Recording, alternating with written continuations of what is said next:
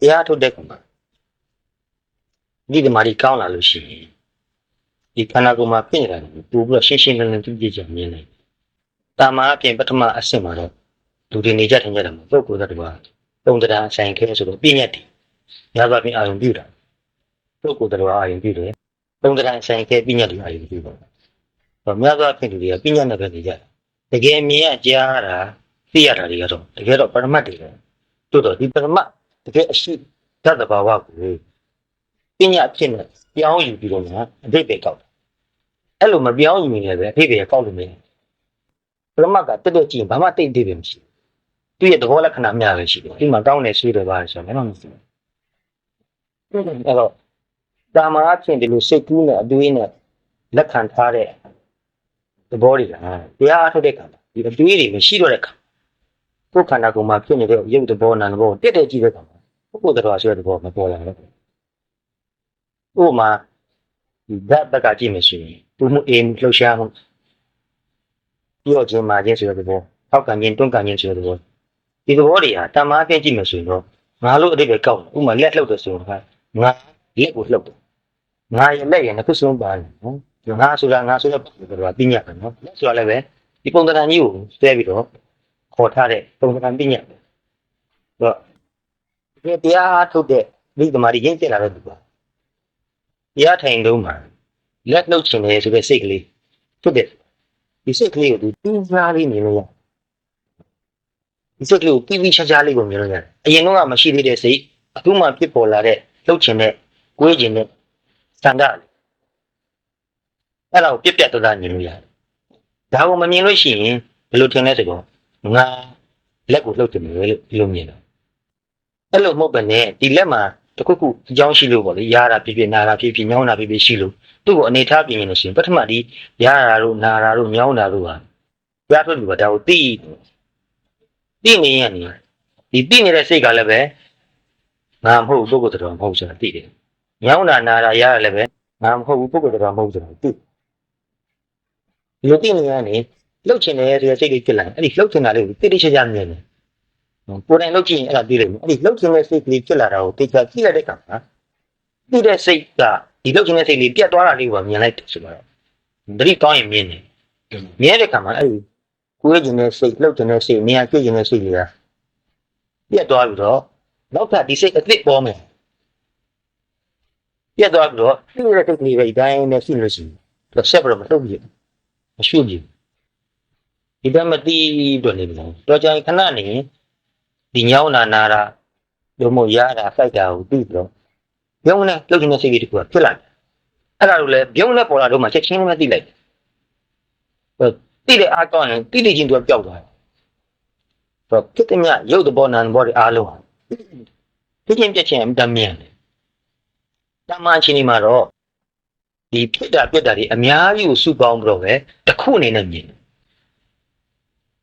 တတိကောင်းလာတဲ့ခါကျတော့အများကြီးစုပေါင်းတော့တစ်ခုနဲ့မမြင်တော့ဘူးနဲ့တစ်ခုချင်းမြင်ရတာအဲ့လိုမြင်ရတဲ့ခါမှာစိတ်တစ်ခုဖြစ်တိုင်းအဲ့စိတ်တစ်ခုတီးလိုက်ရင်ဒီပြက်သွားတော့လည်းတီးပြီးတော့ကြမ်းရတဲ့စိတ်ကတီးတဲ့စိတ်ပဲကြမ်းတယ်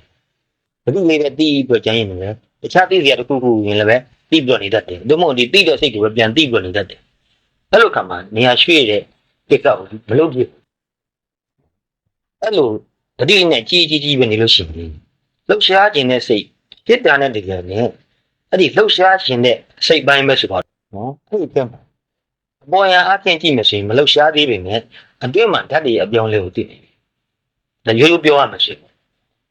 ဟိုနည်းနည်းပို့ပြီးစဉ်းပြီးပြောရမှာဆိုရင်တော့ဒီလှုပ်ရှားခြင်းတဲ့စိတ်ကြောင့်ဒီထက်က nerve တွေနဲ့ muscle တွေကစကင်းတွေပြောင်းသွားတယ်ဒီထက်မှာဟို state ဟိုင်းနဲ့အမိန့်ပေးတယ်ဆိုတော့ signal တွေရောက်လာတယ်နောက်ထပ် motor neuron တွေမှာသူကအစင်းနဲ့ activate လုပ်လိုက်ပြီဆိုတော့အင်္ဂလိပ်စကားလိုမျိုးသုံးနေရမယ်ဆိုတော့ muscle တွေကိုသူအစင်းနဲ့ဒီပြလိုက်တဲ့သဘောမျိုးဖြစ်သွားတယ်နောက်ထပ်အဲ့ဒီစိတ်တွေအများကြီးဖြစ်တဲ့ခါကျမှပဲသူကလှုပ်ဖို့ရဆုံးဖြတ်တယ်ဆိုတာဖြစ်လာဒါတွေကအခုလိုပြောရင်တော့ဒါစိတ်ကူးတက်ပြလိမ့်မယ်လို့ထင်ရတယ်နော်တကယ်ဒီကမာဒီကောင်းနဲ့ပြည့်တဲ့ခါမှာဒီဝေဒနာတွေလာနေတာသိတယ်နေရာပြင်လိုက်ရင်တက်တာမယ်ဆိုတာကိုသိတယ်ပြင်ရင်တဲ့စိတ်တွေဖြစ်လာတယ်ဒါကိုသိတယ်သိလိုက်တဲ့ခါမှာနောက်ထပ်သိပြီးတော့ပြည့်သွားပြီးတော့နောက်ထပ်မရှိဖြစ်မလာတဲ့ခါမှာမရွှေ့သေးဘူး အာယုံပြည့်တဲ့ခါမှာတော့ညောင်းနာတာကြိုက်တာစသည်ဖြင့်ဒီဝေဒနာကတော့ရှိနေသေးတယ်ဒါပေမဲ့ပြင်မယ်ဆိုတဲ့ဆန္ဒမပေါ်လာဘူးညောင်းနာတာကိုသိပြီးတော့ဒီတိုင်းပဲနေညောင်းနာတာတခြားသိရတခြားသူ့ကိုဘာမှလုပ်ချင်စိတ်ပေါ်မလာအဲ့လိုနေလို့ရတယ်အဲ့လိုနဲ့ဒီတော်တော်ကြီးကိုညောင်းနာတာရတာစသည်အပြင်ဝေဒနာပြင်းထန်တဲ့ခါမှာသူ့ကိုနေရာရွှေ့ခြင်းတဲ့စိတ်ကလည်းတဖြည်းဖြည်းအားပိုကောင်းလာတယ်ဟုတ်နောက်ဆုံးမှာကျတော့ဒါပြင်မှပဲဖြစ်တော့မယ်ဆိုပြီးတော့ပြင်မယ်လို့ဒီလိုသုံးဖြတ်လိုက်တယ်ပြန်နဲ့ဒါတွေအကုန်လုံးကဟင်းနေလို့တတိထားခြင်းသိနော်ခံစားမှုတစ်မျိုးပြောင်းသွားတယ်ပို့ပြီးတော့အသက်ဝင်လာတဲ့သဘောမျိုးပဲလှုပ်ရှားလာတယ်အသက်ဝင်လာပြီးမှဒါကိုအားယူလိုက်တဲ့သဘောလေးကိုသိရတယ်ဒီလိုအားယူတာကိုလည်းပဲတွန်းလို့ဘဟုတလည်းဖြစ်ရင်ဖြစ်မှာပေါ့လေကျုံနာပြုံးမှုလည်းဖြစ်ရင်ဖြစ်ပြောပြအဲ့လိုအားယူလိုက်တာကိုတတိထားကြည့်လို့ရှိရင်ဒီဟာတွေအားလုံးကတင်းလာတယ်ဒီတင်းလာဘယ်နေရာထိအောင်တင်းလဲဆိုတော့ဒီတစ်ချောင်းလုံးဒီလိုလက်ကနေတင်းလာပြီးရင်ထဲကနေနောက်ဆုံးကျတော့ခေါင်းနဲ့ထိအောင်တင်းတယ်ဒါကြောင့်ခန္ဓာကိုယ်မှာဘယ်အစိတ်တိုင်းလေးတစ်ခုပဲဖြစ်ဖြစ်နည်းနည်းလေးပြည့်ဖို့ရေးမှာခန္ဓာကိုယ်တစ်ခုလုံးအချိန်ကိုပြောင်းသွားတယ်ဒီချက်တတိထားကြည့်ရင်သိနေတယ်ပြည့်မယ်ဆိုတဲ့ခါမှာဘယ်နေရာကနေစလိုက်လို့စိတ်ကနေစတာစိတ်ကနေစတော့တတူလုံးအချိန်ကြီးပြောင်းလာအဲ့ဒီအချိန်ကြီးတင်းတင်းမွေ့မွေ့ကြီးပြောင်းသွားတာကောင်းကောင်းတည်တယ်ပြီးမှနေရာဆွေးလိုက်တယ်နော်အဲ့လိုတတ်တဘာဝတွေတင်းတင်းမွေ့မွေ့ပြည့်ပြည့်ပြီးပြောင်းသွားနေတာကိုတေချာသိနေတဲ့ခါမှာဒါတွေကသူ့သဘောသူဆောင်မှုတော့အကြောင်းကျိုးတွေပြင်နေတာလားဆိုလဲအင်မတန်ရှင်းတယ်ညာနေမှာပုဂ္ဂိုလ်တော်လို့မမြင်တော့အနတ္တဆိုတဲ့သဘောကိုတေချာရှင်းရှင်းလင်းလင်းမြင်ရတယ်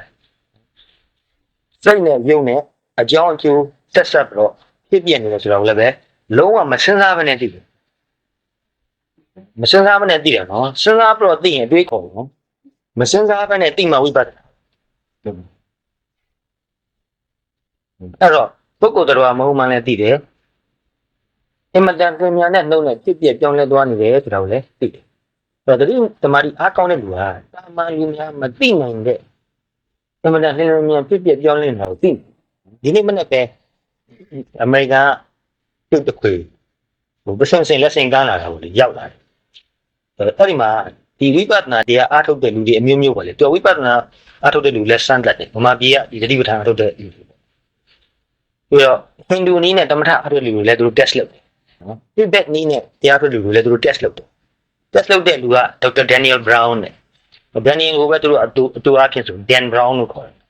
ဒေါက်တာဒန်ဘရောင်းသူကဆမ်မနာတစ်ခုမှာလိုပဲတရားအထုတ်တရားနဲ့ပတ်သက်ပြီးစိတ်ဝင်စားတဲ့ပညာရှင်တွေစိတ်ပညာရှင်တွေအဲ့လိုအများကြီးကိုစုပြီးတော့တေးသေးချာချာဟိုလေးလေးနက်နက်ပညာရှိတွေဆွေးနွေးတဲ့ဆွေးနွေးပွဲကြီးဆိုပါတော့အဲ့ဒီမှာသူတင်ပြတာပေါ့သူတို့ကသူတို့ test လုပ်လို့ရတဲ့နည်းနဲ့ test လုပ်တာပေါ့ဥပမာ screen တစ်ခုမှာနော် TV screen လို့ screen တစ်ခုမှာကွန်ပျူတာနဲ့တခြားသူတို့ set up လုပ်ထားတယ်အဲ့ဒီမှာ important သေးတဲ့ pinpoint light လေးတစ်ခုဟို flash လုပ်နော်မိတ်လိုက်ဒီဟိုလက်မိတ်လိုက်လုပ်ပါအဲ့ဒါလည်းပဲသူတို့ time ကိုသူတို့ check လုပ်လို့ရတယ် millisecond အထိအောင်သူတို့ check လုပ်ထားလို့ရတယ်နော် program ထဲမှာထည့်ထားလို့ရတယ်ထည့်ထားခိုင်းပြီးတော့ဒီ pinpoint light လေးဟာရှင်းတော့ time lag ဖြစ်တယ်ခုပေါ်လာပြီးတော့ပျောက်သွားပြီမှနောက်တစ်ခုပေါ်လာပြီးတော့ပျောက်သွားဒီခုကိုသူတို့ကွန်ပျူတာနဲ့တေချာ time setup လုပ်ထားပြီးတော့တာမန်လူကြည့်ခိုင်းတဲ့ကံမှာဒီ time တိတ်တူသွားတဲ့ကံမှာသူကနှစ်ခုကိုတစ်ခုနေပဲနေနော်ပေါ်လာပြီးပျောက်သွားမှတစ်ခါပေါ်လာပြီးပျောက်သွားလို့ရှိရင်ညမှာပျောက်သွားတာကိုမသိမမြင်ဘူးနော်တရားအထုတ်တဲ့လူကိုသူတို့စမ်းတတ်ကြည့်တဲ့ကံမှာအဲ့ဒီ time gap ကိုတဖြည်းဖြည်းရှုံသွားတာ millisecond နဲ့ထိအောင်ပြောင်းလဲသွားတာကိုသိတယ်နှစ်ခုဆိုတာကိုသိဒါလိမ့်လို့မရဘူးသူတို့ကတစ်ခုတည်း flash လုပ်တော့ဘယ်နှခုလဲလို့မေးတယ်နှစ်ခု flash လုပ်တော့လဲဘယ်နှခုလဲလို့မေးတယ်ဒါတယောက်ထဲလည်းမဟုတ်ဘူးတစ်ချိန်နဲ့လည်းမဟုတ်ဘူးအချိန်ပေါင်းများစွာ test လုပ်ကြည့်တဲ့အခါမှာတမာတိအစဉ်စဉ်ပြောင်းသွားနေလို့မှာသိပုံမြင်ပုံပြောင်းသွားနေတယ်ဆိုတော့ဟို test လုပ်လို့ရတယ်နော်ဥပမာ2ရက်တည်းတရားထုတ်ပြီးတော့သူ test လုပ်တယ်တပတ်တရားထုတ်ပြီးတော့ test လုပ်တယ်တလတရားထုတ်ပြီးတဲ့လူတွေ group live ကို test လုပ်တယ်3လတရားထုတ်ပြီးတဲ့လူတွေကို group live test လုပ်တယ်အဲ့လုပ်ကြည့်တဲ့အခါဒီရေရှည်တရားထုတ်လို့တတိတမာတိပိုကောင်းလာလေဝိပဿနာညာရင်းချက်လေအင်မတန်တူတောင်းတဲ့ time gap ထဲမှာဖြစ်ပြီးတော့ပြက်သွားပြီးတော့ gap ဖြစ်ပြီးတော့တစ်ခါဖြစ်ပြီးပြက်သွားဆိုတော့မြင်နေရတယ်ဒါတမန်လူတွေမမြင်နိုင်ဘူးဒါတော့သူတို့သိပ္ပံနည်းနဲ့ စမ်းတက်လို့ဖြစ်တဲ့လောက်စမ်းတက်လိုက်တာပေါ့နော် ဟုတ် နောက်ထပ်လည်းပဲကျွန်တော်တခြားစမ်းတက်တဲ့နည်းတွေရှိတယ်ဥပမာရုပ်ပုံတွေကို ink blot တွေကိုပြတော့အတိတ်ပဲပေါ်ခိုင်းတယ်တာမန်လူတွေကပညာကိုမြင်တယ် story တစ်ခုကိုသူတို့ပြောနေသတိပဋ္ဌာန်တရားအားထုတ်လို့တမာရီတိတ်ကောင်းတဲ့လူကဘာကိုကြည့်ကြည့်တော့ပုံတရံပညာတို့ပုဂ္ဂိုလ်တော်ပညာတို့ဇလန်းပညာတို့ဆိုတော့မမြင်တော့ ဒီမှာ မမြင်တော့နဲ့မြင်နေရတဲ့အယောင်အစင်းနဲ့အဲ့ဒီအယောင်အစင်းတွေရဲ့တရွေ့ရွေ့လှုပ်ရှားပြောင်းလဲနေပုံပဲသူတို့မြင်တော့တမာရီအားကောင်းလို့ဝိပဿနာမြင်နေချင်တယ်ကြီးကြတဲ့ချိန်ပညာပြောက် ဒီနေ့ဒီမှာ ပညာကိုစဉ်းစားဖို့လည်းနည်းနည်းခက်တယ်တာလို့ပြောတာစဉ်းစားလို့မရဘူးအဲ့လိုတတိတမာရီတိတ်ကောင်းနေတဲ့လူကတရားထိုင်အားထုတ်လို့မှအနားမှာတယောက်ကစကားပြောအတန်ကြားပြီးတော့ဘာပြောမှမသိဘူး ဟော ဒါသူစိုးရုံသွားတာမဟုတ်ဘူးနော်တမန်အဖြစ်လူတွေကအတန်ကိုကြားတယ်အဲ့ဒီအတန်ကိုအတိတ်ပဲအဖြစ်နဲ့ပြောင်းလိုက်တယ် concept အဖြစ်ကိုပြောင်းတယ်ပညာအဖြစ်ကိုပြောင်းတယ်ဘာပြောတယ်ဆိုတော့အတိတ်ပဲကိုကောက်တာတတိတမာရီအင်တန်ရင်းချင်းတဲ့လူဟာသူကအတန်ကြားတဲ့ခါမှာကြားတာကိုသိပြီးတော့ပြက်သွားတာပဲရှိတယ်ဒါကိုနောက်ထပ်သူအရင်တုန်းကသိထားတာနဲ့ပြန်ဆက်ဆက်ပြီးတော့အတိတ်ပဲဖော်လဲလို့ကိုပြော နှလုံးမသိဘူး နှလုံးမသိဘူး ဒီမှာ ဟိုဒီအတိလူတွေရဲ့အတိဖြစ်ပုံမှာ step တွေအများကြီးရှိတယ်အတန်တစ်ခုကြားရတယ်ဆိုရင်ဒီအတန်ကိုပထမကြားပြီးမှတ်လိုက်တယ်ပြီးရင်အရင်တုန်းကဒီအတန်ကြားဘူးလားနဲ့ပြန်ဖော်ပြီးတော့တက်ဆန်ကြည့်တယ်တူသွားလို့ရှိရင်ဒါဘယ်လိုအဓိပ္ပာယ်ပဲဆိုတော့ဆုံးဖြတ်လိုက်တယ် ဒီမှာ အဲ့တော့သူ့မှာ step တွေက3ခု4ခုလောက်ဒီလိုသွားတာစကားလုံးသူများလေလေအတွဲများလေလေသူက step တွေပုံများလေလေစကားလုံးအုပ်စုလိုက်အဓိပ္ပာယ်ကောက်ရတဲ့ခါမှာအင်တာများတယ် step တွေ10ခု15ခုလောက်ထိသွားနိုင်တာအဲတတိတမာရီတိတ်ကောင်းတဲ့လူပါကျန်တဲ့ step တွေသွားဘူးသူကဖြစ်လာတဲ့အာယုံကိုကူးချက်ချင်းသိလိုက်ပြီးတော့အဲ့ဒီအာယုံပြတ်သွားတာကိုသိပြီးတော့နောက်အာယုံတစ်ခုဖြစ်လာတာကိုပဲသိတယ်အတွေးတွေကိုရောက်တော့အတွေးတော့ရောက်မသွားတော့သူကပညာဘက်ကိုမသွားဘူးပရမတ်ပေါ်မှာပဲတည်နေတာဒါကြောင့်သူကဖြစ်ပြီးပြတ်သွားတာကိုပိုးမြင်တယ်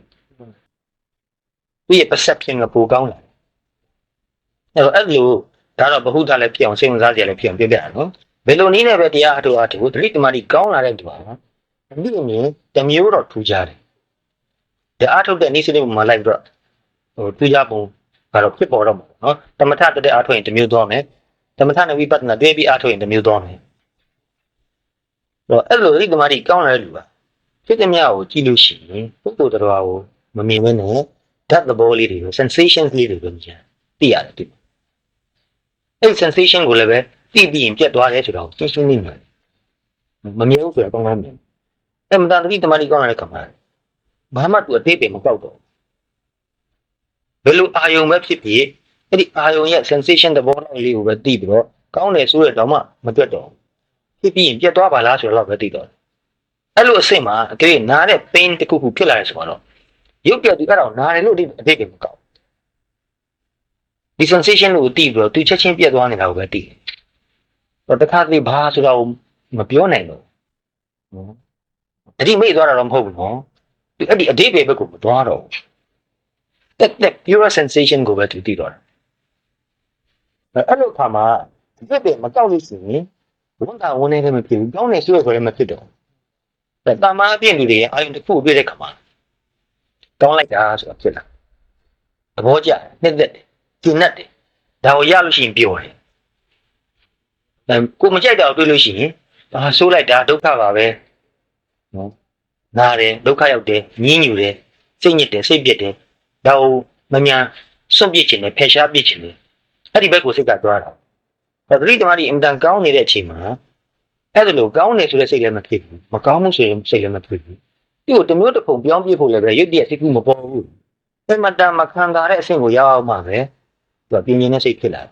တာမအပြည့်ဆိုရင်သူဘယ်လိုမှ react မလုပ်အဲ့စိတ်က react လုပ်တာနည်းပြီးတော့သိတာပဲများနေတယ်နော် react လုပ်တဲ့စိတ်ကအင်မတန်နည်းသွားတယ်အဲ့ဒါကိုလည်းသူတို့ test လုပ်လို့ရတယ်ဒီလူကဘယ်လောက် react လုပ်တယ်လဲဆိုတာရတဲ့နည်းတွေတော့အများကြီးအဲ့ဒါပြောဖို့လည်းသိတယ်နော်အဲ့လို reaction ကတဖြည်းဖြည်းနည်းနည်းသွားပြီးတော့တီဆိုတာဆက်သွားတယ်ဟုတ်ဆက်သွားတဲ့ခါမှာသူ့စိတ်ထဲမှာအကောင်းဆုံးဆိုတာမရှိတယ်လို့ပြောတာတို့အဲ့ဒီအချိန်မှာဒုက္ခကိုဘယ်လိုမြင်လဲဆိုတော့အဆိုးအနေနဲ့မြင်တာမဟုတ်ဘာမှကျဉ်းတတ်စရာမရှိဘူးဘာမှကြီးကြတာလည်းကောင်းလာကြီးလို့ပြောလို့မရဘူးဆိုတော့ကျွန်တော်မြင်တော့ဒုက္ခဝေဒနာလောက်ကိုဒုက္ခလို့မြင်ုံနဲ့ဒုက္ခသစ္စာကိုမြင်တာမဟုတ် ဒီမှာဒီမှာ နော်ဒီစက်ကိုလာကျင်တာနော် ဒီ အဲ့တော့တရားထိုင်လိုက်လို့ညောင်းလာတယ်ဆိုရင်ညောင်းလာတယ်ဒီခန္ဓာကိုယ်ကြီးဒုက္ခပါလားဒီလိုမျိုးတော့ဟာတွေးနေမြင်အဲ့ဒီအချိန်မှာဒုက္ခသစ္စာကိုမြင်တယ်လို့ပြောနေတယ်ဘာလို့လဲဆိုတော့ငါညောင်းတယ်ငါနာတယ်လက်ညောင်းတယ်ခြေထောက်ညောင်းတယ်ဆိုတဲ့ပညာတွေလည်းပါနေတယ်အဲ့ဒါကြောင့်အဲ့တော့အဲ့လိုတရားအထုံနေဒီတမာတိအင်တာရင်းကျက်လာတဲ့ခါမှာတမာတိအရှင်ကြောင့်ဒီနာတွေကပျောက်သွားတာပဲနော်ပြုံမှုတာအဲ့ဒါမျိုးညောင်းလာဒီနာတွေကြိုက်တာတွေကမရှိဘူးနော်သူ့ဆိုရင်အင်တာပေါ်ပါကြည့်နေချမ်းသာနေတယ်အင်တာပြောနေတယ်ဒီကအခုလိုခုနပြောတဲ့ချင်းပြက်ချင်းကိုတေချာထင်ရှားမြင်တဲ့အချိန်မှာဒီအသိဉာဏ်ကြောင့်လည်းပဲလူကတော်တော်အားရကျဉ်းနှံ့မှုဖြစ်တယ်အဲ့ဒီတမာတိကြောင့်လည်းပဲစိတ်ကတော်တော်ကြည်လင်းနေတယ်အဲ့ဒီအချိန်မှာပီတိတို့ဒုက္ခတို့လည်းဖြစ်တယ်ဉာဏ်လည်းအင်တာရှင်းတဲ့အတွက်ကြောင့်ဒီရှင်းတဲ့အပေါ်မှာလည်းပဲအားရတဲ့တော်လည်းရှိတယ်အဲ့ဒီအချိန်မှာဒုက္ခကိုလုံးနေတယ်တော့ဘယ်လောက်ပျော်စရာကောင်းတယ်ဘယ်လောက်ကျဉ်းစရာကောင်းတယ်နော်အဲ့ဒီမှာပီတိတောင်ဖြစ်နေတာဟုတ်ဘယ်လိုမြင်တယ်လဲဆိုတော့ဒါဟာဘာမှကြီးကျယ်တဲ့ကိစ္စမဟုတ်ဘူးဘာမှကျဉ်းစရာမဟုတ်ဘူးအားရစရာမဟုတ်အဲ့ဒီခါမှာပြောရဲဆိုတာကအသိဉာဏ်ကြောင့်ပြောတာနော်ခံစားနေရတဲ့အရာကြောင့်ပြောတာမဟုတ်ဒီသိလိုက်ရတာလေးကိုကျဉ်းလို့ပြောနေတာ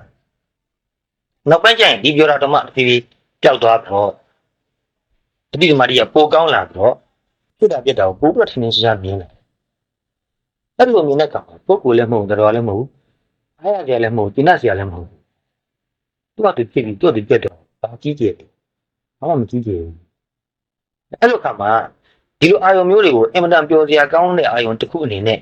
ယူမှုရှာဖွေခံရနေရတယ်လို့တစ်ခါတည်းအာယုံပြီးကြည့်တဲ့အခါဒီအထိတ်တွေမရှိဘူးဆိုတာသဘောပေါက်တယ်ပျော်စရာမဟုတ်ဘူးဆိုတာသဘောပေါက်တယ်နောက်တစ်ခါနောက်တစ်ခါကနေကြည့်လို့ရှိရင်ဒီဖြစ်တဲ့မြအာယုံတွေအားလုံးဟာဖြစ်ခုပြက်သွားတယ်အပြောမဟုတ်တကယ်သိနေတာနော်ပြောတာကမှကြာသေးတယ်အဲ့ဒီအာယုံကိုသိတဲ့စိတ်ကလည်းပဲချက်ချင်းဖြစ်ပြီးချက်ချင်းပြက်သွားတယ်ဒါကဘယ်သူနှစ်ခုအတွဲလိုက်ပဲပြက်သွားတယ်ပြက်သွားနေတော့ဒါတော့ပြချင်းမြန်းနေတာမှာဒါကိုဘယ်သူကခံစားတယ်လဲခံစားနေတဲ့ငါမရှိဘူးဆိုတဲ့သဘောကောင်းနာတယ်အဲ့တော့ငါခံစားနေရတယ်လို့ဆင်လို့ရှိရင်ပို့ပြီးတော့ဒါကိုကောင်းတာဆိုကြိုက်တာအခုတော့ခံစားမှုသဘောကလည်းနည်းသွားတော့ဒီသိတာတော့မှငါသိတယ်လို့ဒီလိုမမြင်တော့အခုပြက်ပြီးတော့အခုပြက်သွားအဲ့လိုမြင်တဲ့ကံပါဒီဟာကိုခံစားရတာအားရစရာကျဉ်းစရာလို့လုံးဝမမြင်တော့ဒါကြောင့်ဒုက္ခဝေဒနာလောက်ကိုဒုက္ခလို့မခေါ်ဘူးနော်ဒုက္ခဆိုတာရှိတယ်သင်္ခါရဒုက္ခရှိတယ်ဝိပရိနာမဒုက္ခဆိုတာသုံးမျိုးတော့ဒုက္ခဆိုတာကတော့ရိုက်လိုက်ကြည့်လိုက်နာသွားတာကိုဒုက္ခလို့ခေါ်တယ်ခံစားရတဲ့ဝေဒနာသဘောကိုဆောင်တဲ့ဒုက္ခနော်ဒီသင်္ခါရဒုက္ခဆိုတာတော့ပြည့်မြင်စင်မှုဖန်တီးမှုကြောင့်ပြန်မှန်းဆင်းရဲတဲ့သဘောအဲ့ဒါဒုက္ခဝိပရိနာမဒုက္ခဆိုတာသူ့လူချင်းနဲ့ပြောင်းဖန်တီးပြီးမှမမြင်ပြည့်ပြတ်သွားတယ်အဲ့ပြည့်စည်ခြင်းကြောင့်လည်းပဲဒုက္ခအဲ့ဒီနောက်ပိုင်းဒုက္ခတွေကပို့ပြီးတော့တိမ်မွေ့တယ်နားလည်မြင်ဖို့လည်းပို့ပြီးတော့ခက်ခဲတယ်အမှန်တန်ဉာဏ်ကြီးမှလည်းနားလည်တယ်အဲ့ဒီဒုက္ခတွေကိုနားလည်မှပဲဒုက္ခသစ္စာကိုနားလည်တော့ဒုက္ခကိုဘာသာပြန်တဲ့အခါဗမာလူကတော့ဘာသာမပြန်ရဘူးနော်ဒုက္ခကိုဒုက္ခလို့ပဲသုံးလိုက်တယ်ဗမာလူမရမကဘာသာပြန်ရင်ဆင်းရဲခြင်းလို့ဘာသာပြန်တယ်နော်ဆင်းရဲခြင်းလို့ဘာသာပြန်လိုက်ရင်အပြစ်ပြဘယ်ရောက်သွားလဲဒုက္ခဝေဒနာကိုရောက်သွားတယ်နော်ဒါဖြင့်ဒုက္ခဝေဒနာကိုဘယ်လိုဆင်းရဲခြင်းလို့ဘာသာပြန်ဥပ္ပခဝေဒနာကိုရောဆင်းရဲခြင်းလို့ဘယ်လိုဘာသာပြန်ဘာလို့မဖြစ်ဘူးအဲ့တော့အဲ့ဒီဒုက္ခဝေဒနာနဲ့ဥပ္ပခဝေဒနာကိုဘယ်လိုကြောင့်ဆင်းရဲလို့မြင်လဲဆိုတော့ဖြစ်ပေါ်အောင်အကြောင်းဖန်တီးပေးရတယ်ပြုပြင်ဆင်ပေးရတယ်ဖြစ်လာပြီးလည်းပဲမမြဲဘူးပြတ်သွားကြအောင်အခက်ခါပြုပြင်ဖန်တီးနေတယ်အခုနေ့စဉ်ကိုဆန်းတာတဲ့ဒုက္ခဝေဒနာတွေခံစားရဖို့ရည်ဘူးအများကြီးကြိုးစားရတယ်အများအားလည်းကြိုးစားနေတခါလို့ပြီးလို့အများအားတည်တတ်နေတာပေါ့နေ့စဉ်အများအားလုပ်ပြီးနေတာဒါကိုဉာဏ်နဲ့မကြည့်ရင်တော့ဒီဘက်မှာပဲမျောပြီးဒီလိုလုပ်နေရတာကိုပဲအမှန်ကျင်နဲ့အားရတယ်ဒါကိုပဲဉာဏ်နဲ့ကြည့်တဲ့အခါမှာဘာမှမထူးဘူးဖြစ်ပြီးခုပြက်သွားနေတာလေဖြစ်အောင်ဖတ်ခါတည်းလုပ်နေရတာရှိတာပြင်ပန်းစရာကြီးအဲ့ဒါကိုသဘောပေါက်တာအဲ့တော့ပို့ပြီးတော့ဒုက္ခကိုမြင်ပေါ်တင်မှုရတော့အဲ့ဒီခါမှာအပြစ်ပေးကဘယ်လိုပြောင်းသွားလဲဆိုတော့ကျင့်တ်ဆရာမဟုတ်ဘူးဆိုတာမြင်အားရဆရာမဟုတ်ဘူးဆိုတော့ဘယ်တော့မှကျင့်တ်သွားတယ်လို့မရှိဘယ်တော့မှအားရသွားတယ်လို့မရှိအဲ့ဒါဒီဝင်ဒုက္ခကျင့်တ်ခြင်းလို့အားရခြင်းလို့လုပ်နေတာနော် ဘယ်တော့ကျင်းတတ်သွားတာဘယ်တော့အားရသွားတယ်ဆိုတော့မကျင်းတတ်အမြဲတမ်းဆာလောင်းနေတယ်အမြဲတမ်းလူချင်းနေတယ်လူချင်းတော့အမြဲတမ်းဖြစ်အောင်လုပ်နေတယ်တော့လူချင်းကလည်းဒုက္ခပဲရအောင်လုပ်နေတယ်လည်းဒုက္ခပဲဖြစ်လာတယ်အဲ့လိုအခါမှာနော်တစ်ခါတည်းအကြောင်းတစ်ခုခုကြောင့်ပေါ့တစ်ခုခုလူချင်းနဲ့စိတ်ဖြစ်လာတဲ့ခါအဲ့လူချင်းနဲ့စိတ်ကိုကြည့်လိုက်အောင်ပဲဒီလူချင်းနေချင်းဒီပင်ပင်မနေခြင်းပဲဆိုတာသဘောပေါက်လာတယ်တာမန်အချိန်ဒီမှာတော့လူချင်းနေရင်ပင်မနေလို့မထင်ဘူးလူချင်းရအောင်လုပ်ရမယ်ရရင်ပျော်စရာကောင်းတယ်ရရင်ခံစားရတယ်ကျဉ်းတ်စရာကောင်းတယ်ဒီလိုမြင်တာဟုတ်တော့တတိတမာဒီအမှန်ကောင်းနေတဲ့ချိန်မှာတခါတည်းမှအကြောင်းတစ်ခုကြောင့်အဲ့လိုတစ်ခုလူချင်းနေဆိုဖြစ်လာနေတယ်လူချင်းတာကပင်မနေ unsatisfactoriness ကျဉ်းတ်မရနိုင်ကျဉ်းတ်စရာမဟုတ်ဘူးဘုံမြင်တော့တာမန်အပြင်တွေကရအောင်ကြိုးစားတယ်ကုသိုလ်ကောင်းမှုပြုတဲ့ခါမှာတောင်းမှနောင်ဘဝတွေမှာဒီလိုပစ္စည်းရတယ်အများကြီးရပါလို့ဆိုတာမျိုးတောင်းတယ်နော်ဒါတွေကိုကျင့်တတ်เสียလို့မြင်တာလေအဲ့ဒီဝိပဿနာဉာဏ်ဖြစ်နေတဲ့အချိန်မှာရင့်ကျက်နေတဲ့အချိန်မှာဘယ်လိုစုမျိုးမှမတောင်းချင်ဘူးဘာလို့လဲဆိုတော့ရရင်လည်းမထူးဘူးဆိုတာသိတယ်ရရင်ဘာရမလဲဆိုတော့ sensations တွေပဲရတယ်ဆိုတာသိတယ်နော်ပစ္စည်းကိုမဟုတ်တော့နော်တာမန်လူတွေကပစ္စည်းအတုံးခဲလိုက်ကိုအာရုံပြုတယ်ဒီတတိပဋ္ဌာန်အထုတ်နေတဲ့လူဝိပဿနာဉာဏ်ရင့်ကျက်နေတဲ့လူပါသူကအကောင့်ထဲအတုံးခဲကိုအာရုံပြုတာမဟုတ်တော့ဘဲနဲ့သူ့စီမှာဖြစ်ပေါ်လာတဲ့ sensation ကိုပဲသူအာရုံပြုတယ်အဲ့တော့မျက်စိနဲ့မြင်ရရင်လည်းပဲဒီအာရုံအစင်းကိုပဲသူကအာရုံပို့ပြုတယ်အတန်နားကြားရင်လည်းပဲအတန်အာရုံကိုပဲသူအာရုံပြုတယ်ပညာဘက်ကိုတိတ်မရောက်တော့အဲ့တော့ဒီအတန်အာရုံနဲ့ဒီနားနဲ့ဒီစိတ်ဒါကိုသူအတွဲလိုက်တေချာမြင်တယ်အဲ့တော့အတန်ဖြစ်လို့ကြားတဲ့စိတ်ဖြစ်တယ်ဒီတစ်ခုလုံးသူမြင်တယ်ဟုတ်တေချာအာရုံစိုက်ပြီးတော့သိနေတဲ့အခါမှာဒီတစ်ခုလုံးဟာပြပြတ်သွားတယ်ပင်မနဲ့ဆိုတာလည်းသိအဲ့လိုပထမတော့လောကီကိစ္စတွေနဲ့တောကတွေဒုက္ခတွေအမှန်များတော့နေတဲ့ကြားတွေကနေဒီလိုပဲမိတ်ဆွေကောင်းဆရာကောင်းနဲ့ဘုမုံစာပေကောင်းဖတ်ရလို့ဟောငါတော့တရားအထုတ်မှဖြစ်မယ်တရားထုတ်ရင်တော့စိတ်ချမ်းသာတယ်ဆိုတော့တရားထိုင်ရောတရားထိုင်လို့တမားကြီးနည်းနည်းကောင်းလာပြီဆိုအာချမ်းသာလိုက်တာစိတ်ကမှပူပင်တောကတွေခဏငြိမ်းသွားတာနည်းနည်းလေးတမားကြီးရတာနဲ့ပူပင်တောကလေးခဏလေးငြိမ်းတယ်နဲ့သမလန်ချမ်းသာပြီးအမှန်ပေါ့ပါလာတယ်ဟာတရားတော်ချမ်းသာတယ်သူစားပြီးအားထုတ်ဒီလိုနဲ့ဝိပဿနာဉာဏ်နဲ့ရင့်ကျက်လာတဲ့ကံမှာပူတိလေးပူပြီးတော့ဝန်တာလေးအားရလေးကျဉ်းညက်လေးဟိုပစ္စည်းကြောင့်အားရတာမဟုတ်ဘူးနော်သိရတဲ့အတွက်ကြောင့်အားရတာတော့အသိဉာဏ်ပူရှင်းလာလေးဟာအရင်တော့ကယုတ်တရားနန္တရားပဲပုဂ္ဂိုလ်တော်မဟုတ်ဘူးလို့ပြောတာဒုမုံစားထဲမှာဖတ်ပူးတာရှိပေမဲ့အခုသိတဲ့ခါကျမှတကယ်အမြင်ရှင်းသွားတာကိုကိုယ့်ကိုယ်လည်းသဘောကျငါသိတယ်လို့လည်းစိတ်ထဲမှာထင်နေသေးတယ်ဒီငါအလုံးလုံးပြောက်မသွားသေးဘူးအစသူကြည့်ရတဲ့အာယုံကိုတော့ပုဂ္ဂိုလ်တော်မဟုတ်ဘူးသဘောတတ်မျှဆိုတာကိုသိတယ်သိနေတဲ့စိတ်ကိုပြန်မကြည့်တတ်အဲ့လောက်ကြည့်နေတဲ့တတိတမာတိမရသေးဘူးမရသေးတော့ဒီသိနေတဲ့စိတ်ကိုတော့ငါပဲသိနေတာလို့နည်းနည်းလေးစိတ်ဒီမှာကြံနေသေးတယ်နော်အဲ့တော့အားရကျဉ်းနှံကိုလည်းပိုဖြစ်တယ်ဒီလိုနဲ့တရားထုတ်တော့တဲ့အခါတတိတမာတိပိုကောင်းလာလေပိုပြီးတော့သိမ်မွေ့လာလေပိုပြီးတော့ချမ်းသာလေဖြစ်လာနော်ခန္ဓာကိုယ်မှာညောင်းနာကြိုက်တဲ့ဒုက္ခဝေဒနာတွေလည်းချုပ်သွားပြီးတော့မဆိုဥပိ္ပခဝေဒနာပဲဖြစ်လာတယ်နော်ဥပိ္ပခဝေဒနာချမ်းသာလည်းမဟုတ်ဆင်းရဲလည်းမဟုတ်တဲ့ဒီကြောင့်နေရအမြင်တက်တယ်အဲ့လိုဒီတမာတိဒီပို့ရင်းဖြစ်သွားတဲ့အခါမှာပိုတိတွေပိုအားရလေးဖြစ်ပြီးတော့တစ်ချိန်ကြတော့ဒီဖြစ်ပြနေတဲ့ရုပ်သဘောနာသဘောတွေကိုကြည့်ပြီးတော့ကိုပဲဒီလောက်ကြည့်တဲ့ဉာဏ်ဖြစ်ပြနေတာဘာကောင်းတာရှိတယ်လဲသဘောပေါက်တာပထမတော့မြင်ရတာကသဘောကျတယ်နော်နောက်တော့အဲ့လိုမြင်ရတာကိုကြည့်ပြီးတော့ဒီလိုမြင်နေရတာဖြစ်နေပြနေရတာတွေကိုကြည့်ရဒါတွေမှာဘာကောင်းတာရှိတယ်လဲမကောင်းဘူးဆိုတာသဘောပေါက်တယ်အဲ့လိုမကောင်းဘူးလို့မြင်နေတယ်ဒုက္ခကိုသူ့ကိုကောင်းတယ်လို့မြင်ပြီးတော့တာယာနေတဲ့သဘောကဒုက္ခကိုမမြင်တဲ့သဘောနော်ဒီလိုအမှန်တန်လည်းကြည့်ပြီးတော့ပြတ်သွားနေတာကိုသိပြီးတော့ဒီထက်မှဘာများယူစရာရှိတယ်ဘာများသိမ်းထားလို့ရတာရှိတယ်လဲဆိုတော့သဘောပေါက်တာသိမ်းထားလို့ရတာဘာမှမရှိဘူးဝန်တာလည်းသိမ်းထားလို့မရဘူးသံသာဒုက္ခဆိုတဲ့အာယုန်တွေလည်းသိမ်းထားလို့မရဘူးအဲ့လိုမြတ်တက်เสียမဟုတ်ဘူးဘာမှကောင်းတာမရှိဘူးဆိုတော့သဘောပေါက်လာပြီးတော့ဒီလိုဖြစ်နေပြက်နေရတာဒုက္ခတစ်မျိုးပဲအန္တရာယ်တစ်မျိုးပဲဆိုတော့လည်းမြင်တယ်ဟောဒီဝေဒနာကိုလည်းအာကုလို့မရတယ်လို့ဒီဝေဒနာတွေကိုသိနေတဲ့စိတ်ကလည်းအာကုလို့မရတယ်အာကုလို့ရလောက်တယ်ဆိုတာကသူကခိုင်မာတည်တဲ့သဘောရှိမှအာကုလို့ရတာဘာမှမခိုင်မာတဲ့သဘောမတည်တဲ့သဘောကိုတေချာသိနေတဲ့ချိန်မှာသူ့ကိုအာကုလို့မရတော့ အရင်တော့ငါခံစားရတယ်လို့ဒီလိုထင်နေတော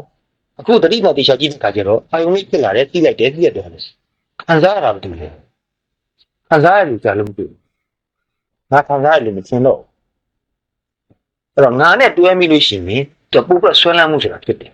အဲ့ဒီငါဆိုတဲ့သဘောပါသွားလိမ့်မယ်သူ့မှာဆွဲလန်းခြင်းတွေ့တိုင်းဆိုတာပါသွားလိမ့်မယ်ဉာဏ်ကလည်းပူပရှင်းလာလိမ့်မယ်ပူမြင်လေပဲအဲ့လိုနဲ့အဲ့ဒီဘင်္ဂညာဘယညာအာဒီမောညာလို့ခေါ်တာလေးပေါ့နော်ငင်းဝေးလာတယ်ဘာလို့မှမခံစားခြင်းဘူးခံစားရအောင်ပြောစရာလို့မထင်တော့ဘူးမျက်စိကလည်းခံစားတာပြောစရာလို့မထင်ငါအပြားလည်းခံစားတဲ့ပြောစရာလို့မထင်တော့ဘူးပြောစရာမထင်အောင်လည်းမကောက်တခါလေတော့ဒီလိုခံစားနေရတာဒုက္ခကြီးဝန်ထုတ်ကြီးလို့သိတယ်တခါတည်းမှာဒီခန္ဓာကိုယ်မှာရုပ်ပိုင်းဆိုင်ရာဝေဒနာတွေလည်းအကုန်ချုပ်ငြိမ်းသွားပြီးတော့ခန္ဓာကိုယ်ကြီးပျောက်တယ်လို့ဖြစ်သွားတယ်တမားဒီတိတ်ကောင်းတဲ့ခံပါနော်ကြုံမှုပါလိမ့်မယ်ပျောက်သွားတော့စိတ်ကလေးတစ်ခုပဲကြံတယ်လို့ဖြစ်နေဒီစိတ်ကလေးကပြန်တီးပြီးတော့နေတယ်ဒီစိတ်ကလေးကတမားဒီကောင်းတဲ့ခံမှာဘာအတွေးမှမပေါ်ဘဲနဲ့တိတဲ့သဘောလေးကိုပဲသိတယ်တခါတည်းဘာမှမရှိဘူးဖြစ်တယ်ဘာမှမရှိတာလေးကိုလည်းသိနေတာစိတ်ထဲမှာဘာမှမရှိဘူးသိနေတယ်အဲ့လိုခါမှာခန္ဓာကိုယ်နဲ့ပတ်သက်တဲ့ပင်မမှုဆိုတာမရှိတော့ဘူးခန္ဓာကိုယ်နဲ့ပတ်သက်တဲ့ခံစားမှုဆိုတာလည်းမရှိတော့ဘူးအဲ့လိုခါမျိုးမှာလည်းတခါတည်းနည်းနည်းလေးစဉ်းကြီးမျိုးဘယ်လိုမြင်လဲဆိုတော့ခန္ဓာကိုယ်မရှိလို့သူနဲ့ပတ်သက်တာမှခံစားရတာလည်းပဲတမျိုးတော့ဒုက္ခနေသွားတာမခံစားရတာဒုက္ခနေသွားတယ်လို့မြင်တယ်နော်ခံစားရတာကိုထမ်းတာလို့မမြင်ဘူးတမအပြင်လူတွေကခံစားရတာကိုထမ်းတယ်လို့မြင်နေကြတယ်အဲ့တော့မခံစားရခြင်းဆိုတဲ့သဘောကိုသိခတ်လို့မြင်တာအဝေဒိကဒုက္ခလို့ခေါ်တာနော်အဲ့ဒီအချိန်မှာမိမရဲ့ချမ်းသာကိုနည်းနည်းရေးမိတယ်ဆိုတော့ဘုရားတက်ကလည်းပဲယဟန်တချို့တရားဆွေးနွေးကြတဲ့ခါမှာချို့အမေအရှင်ဘုရားနိဗ္ဗာန်မှာဘာခံစားစရာရှိလဲတဲ့ဒါပြန်ဖြေတဲ့မထေရကြီးကစင်တာလေးပုတ်ပြန်ပါနိဗ္ဗာန်မှာဘာခံစားစရာမှမရှိဘူးဒါဖြင့်ဘာမှခံစားစရာမရှိတော့ဘာကြောင့်ဒုက္ခလို့ခေါ်တယ်ဆိုတော့အဲ့ဒီဘာမှမခံစားရလို့ပဲဒုက္ခလို့နားလဲဖို့တော်ခက်တယ်နော်တော်ခက်ခေတော်နဲ့ပါတယ်တော်သိမ်မွေ့ပါတယ်အဲ့ဒါလို့ခန္ဓာကိုယ်ရဲ့ရုပ်သဘောတွေကိုအာရုံမပြုတ်တော့ဘူးအဲ့ချိန်မှာနော်ခန္ဓာကိုယ်မှာအလေးရင်လည်းမရှိတော့ဘူးပူခြင်းအေးခြင်းလည်းမခံစားနိုင်တော့ဘူး။ညောင်းညာကြီးကြိုက်ခင်းခြင်းလည်းမရှိတော့ဘူး။လုံးဝခန္ဓာကိုယ်ကြီးသွားတယ်လို့ဖြစ်သွားတာမျိုးရှိတယ်။ရုပ်ကိုအာယုံပြုတော့ပဲနဲ့နာမ်ကိုပဲအာယုံပြုတော့တမာတိရနေတဲ့အချိန်ပေါ့။တော့ပထမတရားထုတ်ကြစမှာရုပ်အကျမ်းတွေကိုသိတယ်။တဖြည်းဖြည်းရုပ်တွေကနုံနုံသွားပြီးအင်မတန်တိမ်မွေးတဲ့ရုပ်တွေကိုသိလာတယ်။အင်မတန်လေးလုံးများဖြစ်ပြပြောင်းလဲသွားတယ်။တခါကျတော့ wave လို့ vibration လို့ဖြစ်သွားတယ်။ဒီမှာ particle ဆိုတာမရှိတော့ဘူး။ပထမတော့ကြည့်ရှင် solid ဖြစ်နေတဲ့ခန္ဓာကိုယ်ကြီးအတုံးခဲလိုက်ခြင်းတတိယကြာတဲ့ခါမှာအဲ့ solidity ဆိုတာမဟုတ်တော့ဘူး။တွန်းပေါက်သွားလို့ရတယ်လို့ပဲစိတ်ထဲမှာခံစားလို့ရတယ်။အဲ့တဖြည်းဖြည်းကြာတဲ့ခါမှာအားလုံးက wave သဘောမျိုး sensation သဘောမျိုးပဲဖြစ်နေတယ်။လုံးဝအဆိုင်ခဲမကြည့်တော့ဘူး။ဒီကြာသွားတဲ့ခါမှာအဲ့ဒါပါပျောက်သွားတယ်။တော့ခန္ဓာကိုယ်လုံးဝပျောက်တယ်ဖြစ်သွားပြီနော်။အဲ့စိတ်ကိုပဲပြန်အာရုံပြုတော့တာ။အဲ့တော့ခန္ဓာကိုယ်နဲ့ပတ်သက်တဲ့ burden ဝန်တော့ဝန်ဖို့ဟာလုံးဝမရှိတော့ဘူး။သူနဲ့ပတ်သက်ပြီးခံစားစရာဘာမှမရှိဘူးအကောင်းလည်းမခံစားဘူးအဆိုးလည်းမခံစားတော့ဘူးပူလာအေးတာလည်းမသိညောင်းတာလည်းမသိတော့စိတ်ကပဲပြန်သိပြီးတော့တမာရီကလည်းအင်တန်ကောင်းတဲ့ကြောင့်စိတ်ကလည်းကိုရောက်တယောက်မဖြစ်ဘူးအဲ့ဒီစိတ်ကမငြိမ်မနဲ့ဒီစိတ်ကိုလည်းမရောက်နိုင်ဘူးစိတ်အင်တန်ငြိမ်တဲ့အတွက်ကြောင့်ဒီစိတ်ကိုရောက်လာတာဒီတော့ရုပ်ရဲ့ဝန်တော့လုံးဝကင်းသွားတဲ့ချိန်မှာဒီရုပ်ခန္ဓာကိုယ်ရှိနေခြင်းဖြစ်ကြောင့်ဘလောက်တောင်းဝန်ကြီးတယ်လဲဆိုတော့ဘလောက်ဝန်တော့ဝန်ပိုးကြီးတယ်ဆိုတော့ပိုသိလာဒီလိုနေရတဲ့ချိန်မှာဒီကိုယ်လုံးကဝန်တော့ဝန်ပိုးကြီးဖြစ်တယ်ပြောရလဲညောင်းတယ်စိတ်ကလည်းညောင်းတယ်ခေါင်းကလည်းတမျိုးကြီးဖြစ်နေတယ်လက်တွေကြေးလည်းလေးတယ်ပူတယ်အမြင့်မြင့်ဖြစ်တယ် sensation စီကမရေမတွက်နိုင်အောင်အများအားဖြစ်ပေါ်ပြီးတော့စိတ်ထဲကိုရောက်လာနေတယ်အဲ့ဒါကိုသိနေရတာကဒုက္ခရှိဒီကမရှိတဲ့ကမှလည်းပေါ့ဟောစိတ်ကလေးပဲပြန်ကြည့်ပြီးနေကမှစိတ်ကကြည့်ပြီးတော့ရှင်းနေတယ်ဘယ်နေရာရှိနေမှလည်းမသိဘူးအဲ့လိုအချိန်မျိုးမှာ space ဆိုတာလည်းပျောက်သွားတယ်ဒီ physicality ပျောက်သွားတဲ့အချိန်မှာနော် space ဆိုတာပျောက်တယ်နော်အဲ့တော့ရုပ်နဲ့အာကာသနဲ့ဆက်ဆက်မှုဖြစ်နေတယ်ရုပ်မရှိတဲ့အခါမှာကိုယ့်ကိုယ်ကိုဘယ်နေရာရောက်နေဆိုတော့မသိတော့ဘူးတချို့ဆိုရင်အဲ့လိုအချိန်မှာတရားထိုင်နေငါဘယ်မှာလဲဆိုတော့မသိတော့ဘူးငါဘယ်မှာလဲဆိုတဲ့အတွေ့အပညာတွေအဲ့ဒီအတွေ့တော့မပေါ်တော့ဘူးသိတဲ့စိတ်ကလေးတစ်ခုပဲသိနေအဲ့လိုသိတဲ့စိတ်တွေမှာလည်းအဲ့ဒီအချိန်မှာချမ်းသာဆင်းရဲဝန်တာဝန်န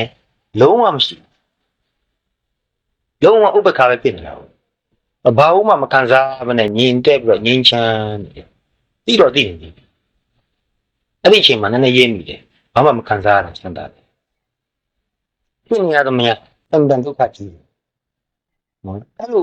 စိတ်ဖြစ်နေရရင်တစ်ခါတည်းသူ့စိတ်ကရုပ်ပိုင်းကိုဖြစ်ဖြစ်ဝေဒနာပိုင်းကိုဖြစ်ဖြစ်အာရုံပြုမိတဲ့ခါမှာအဲ့ဒီရုပ်ရတဲ့ဘောဝေဒနာရဲ့သဘောလဲပို့ပြီးကျဉ်းကျဉ်းတန်းတန်းထင်ထင်ရှားပေါ်လာတယ်အမှန်ဖြစ်ဖြစ်စပြီးတော့ဒီမှာလို့ရတယ်တုတ်ရင်ကြည့်ရတာဥပမာအသက်ရှင်နေတဲ့အာနာပါနကိုတတိနဲ့ကပ်ပြီးတော့ရှုနေမှဆိုလဲရတယ်တချို့ကအမတန်စိတ်ကြမ်းတဲ့လူတွေရှိတယ်စိတ်ကတိတ်ကြမ်းနေတုန်းမှာတိမ်မှုတဲ့အာရုံကိုယူလို့မရအောင်ခုနပြောသလိုပဲနော်စိတ်ရဲ့အခြေအနေနဲ့အာရုံရဲ့အခြေအနေဒီနှစ်ခုဟာကိုက်ညီမှရတယ်စိတ်ကတိတ်ကြမ်းရင်ချိန်မှာကြမ်းတဲ့အာရုံကိုယူလို့ရတယ်တရားလုံးဝအာမထုတ်သေးတဲ့သူဟာစိတ်ကတော်တော်ကြမ်းတယ်ကြမ်းတော့ပထမအစမှာတိမ်မှုတဲ့အာရုံလို့ဆိုအာရုံကပျောက်သွားအာရုံပျောက်သွားတော့ဘာလို့ရှုရမှမသိတော့ဘာလို့ရှုရမှမသိတဲ့ခါမှာစိတ်ကမနေဘူးနော်တခုခုဒီတွေးတော့လာဒီမှာလေအဲ့တော့တရားထုတ်လို့မဖြစ်တယ်လို့ပဲဖြစ်သွားတယ်ဒီမှာတရားထုတ်လိုက်ဆိုပဲဆိုတာနဲ့ရောနဲ့စက္ကန့်ပိုင်းလောက်တွင်းမှာစိတ်ကတခြားရောက်သွားဒီမှာဒါကြောင့်ပဲနည်းနည်းလွယ်အောင်ဆိုပြီးတော့တစ်ချိန်ဆရာတော်ကြီးများကအသက်ရှူတာဟိုပြီးပြီးတော့ဖြစ်နေတော့ဒီမှုဖောက်မှုကိုရှိမှသွားတယ်နော်ကောင်းပါတယ်ဒါလည်းပဲနော်သင်စားတာဒီမှာတော့တချို့ကြတော့ဒီရိုးရိုးအသက်ရှူနေတဲ့အခါမှာဖြစ်ပြပြောင်းလဲနေတဲ့သဘောကဝင်မှုသေးတဲ့အတွက်ကြောင့်ဒါကိုမသိနိုင်လို့ရှိရင်တမန်တကာကြားအောင်လုပ်ခင်ဒီမှာအဲ့တော့ရှားပေထဲမှာတော့တမန်တကာကြားအောင်လုပ်ရမလို့မပါဘူးနော်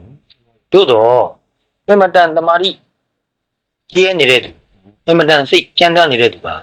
တာမာအဖြစ်ရှူနေတဲ့အသက်ရှူမှုကတော့မှတာရှည်သူအဲ့ဒီမှာမထားနိုင်ဘူးခဏတော့ရတယ်တော့ကျန်အသက်ရှူလေးတိမ်မွေးသွားတော့တရားတော်မသိတော့အဲ့လိုမသိတဲ့လူတွေတွေ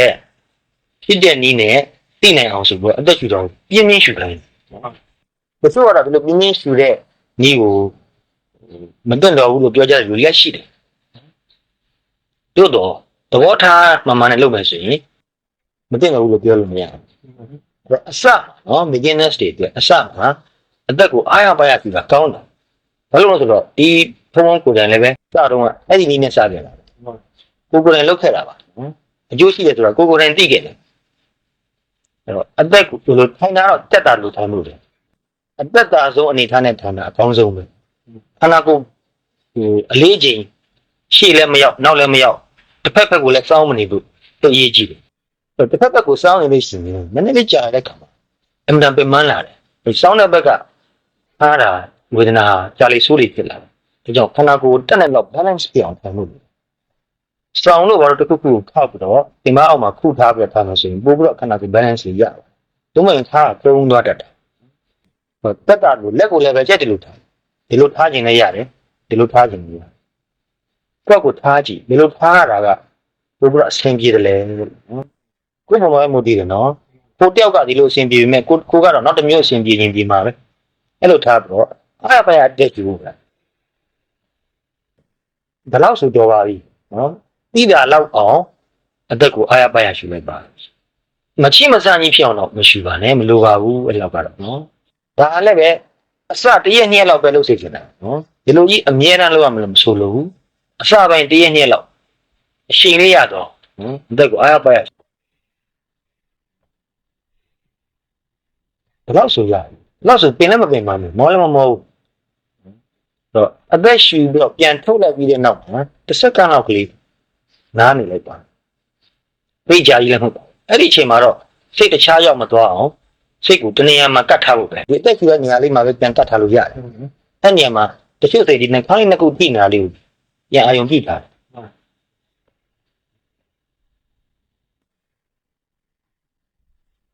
အဲ့လိုလုပ်တော့လို့ရှိရင်ဒီထင်ရှားတဲ့အာရုံမှာစိတ်ကိုကပ်ပြီးတော့ထားတာကြာသွားတဲ့အတွက်ကြောင့်အတွေးတွေကခဏတော့ရပ်သွားတယ်ခဏတော့အတွေးတွေငြင်းသွားတယ်အဲ့လိုလုပ်လို့15မိနစ်လောက်ရတဲ့ခါမှာ normal ရိုးရိုးအတိုင်းပြန်အသက်ရှူကြည့်စိတ်ကအဲ့မှာနေနေမှာတွေ့ရတယ်ဖက်ချင်းတခြားဖက်မပြေဘူးနော်အဲ့မှာနေနေနေအဲ့နေနေလို့ရှိရင်လည်းတပြေးပြေးမှန်မှန်ပဲပြန်တော့အသက်ရှူအဲ့လိုထိုင်လို့ထိုင်ကစားသူဆိုရင်15မိနစ်လောက်ကြာရင်ကိုပဲရောင်းလာညာရလေဖြစ်လာတယ်နော်တနေ့မှပူလာလို့ဘာလို့လဲဖြစ်လာတယ် စိတ်ကအဲ့ဒီကိုမသွားပဲမနေနိုင်ဘူးနော်ကျို့ကတော့စိတ်အဲ့ဒီကိုမသွားအောင်အသက်ကိုပဲပြင်းပြင်းပြီးပြန်ဆူခိုင်းတယ်ဘယ်မှမသွားနဲ့ဒီတနေရာထဲမှာပဲမရမကပြင်းပြင်းစီအဲ့လိုပြင်းပြင်းရှူရင်လည်းပဲစိတ်ကတော့အသက်ရှူတာမှနေမှာပါပဲနော်သူကပိုထင်ရှားနေတာအဲ့တော့ကိုယ့်အနေနဲ့ဘယ်ဟာကိုကြိုက်တယ်လဲဆိုတာကိုယ့်ဟာကိုစမ်းကြည့်ပါဒီဘုန်းကြီးအနေနဲ့ကတော့ဘယ်နည်းပိုကောင်းတယ်လို့ဘယ်တော့မှပြောလို့မရှိဘူး ဒီမှာ ဘယ်လိုပြောလဲဆိုတော့ကိုယ့်အတွက်အဆင်ပြေတဲ့နေရာကိုယ့်အတွက်အကောင်းဆုံးပဲလို့ပြောချင်တယ်နော်ကိုယ်တိုင်လည်းပဲအမျိုးမျိုးလုပ်ကြည့်ဘူးတယ် ဒီမှာ ပို့ပြီးတော့တတိတမာတိကောင်းလာရင်ဒီတက်ပိုးတောင်းထားတယ်ပါပြည့်နေရပြည့်နေရတယ်ပြန်ပြန်မှန်းပါတယ်ဆိုတော့သဘောပေါက်လာအဲ့လိုသဘောပေါက်လာလို့ရှိရင်ဘယ်လိုပြရပါလို့ဤဆိုတဲ့ဆူတောင်းမှုတောင်းတော့ဘယ်လိုလဲဆိုတော့ဘလောက်ပဲကောင်းတာဖြစ်လာပြန်မှန်းအောင်ပါပဲဒီပြန်မှန်းရေးဆိုတဲ့သဘောနဲ့ပြောအောင်လည်းဘယ်လိုမှရှောင်လို့မရ ဒီရယ်ပြန်ပြောရှင်နေ ဘူးဟုတ်တယ်ဒီဖြစ်စဉ်ပြည့်စင်ကနေလုံးမြောက်တဲ့သဘောပဲရှိတော့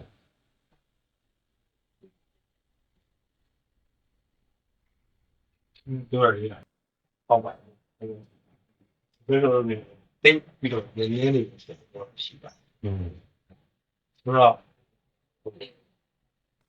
ကပြောရအောင်စားဒီနောက်စတက်ပြီးရတယ်ကိုလိုက်ကြည့်နေတယ်တော့ကိုသွားနေတယ်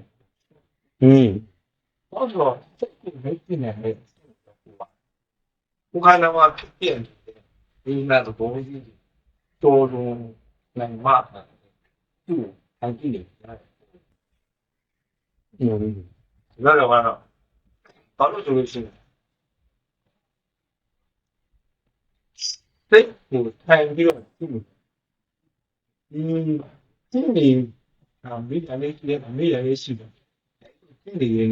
ကိုယ်တိုင်ဝိညာဉ်ဟုတ်လားဝိညာဉ်ဆိုတာတော့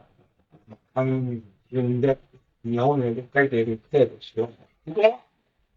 တော့ဘောမစ္စတာဘရောဝိညာဉ်ကိုတိုင်းတော့ဘာလို့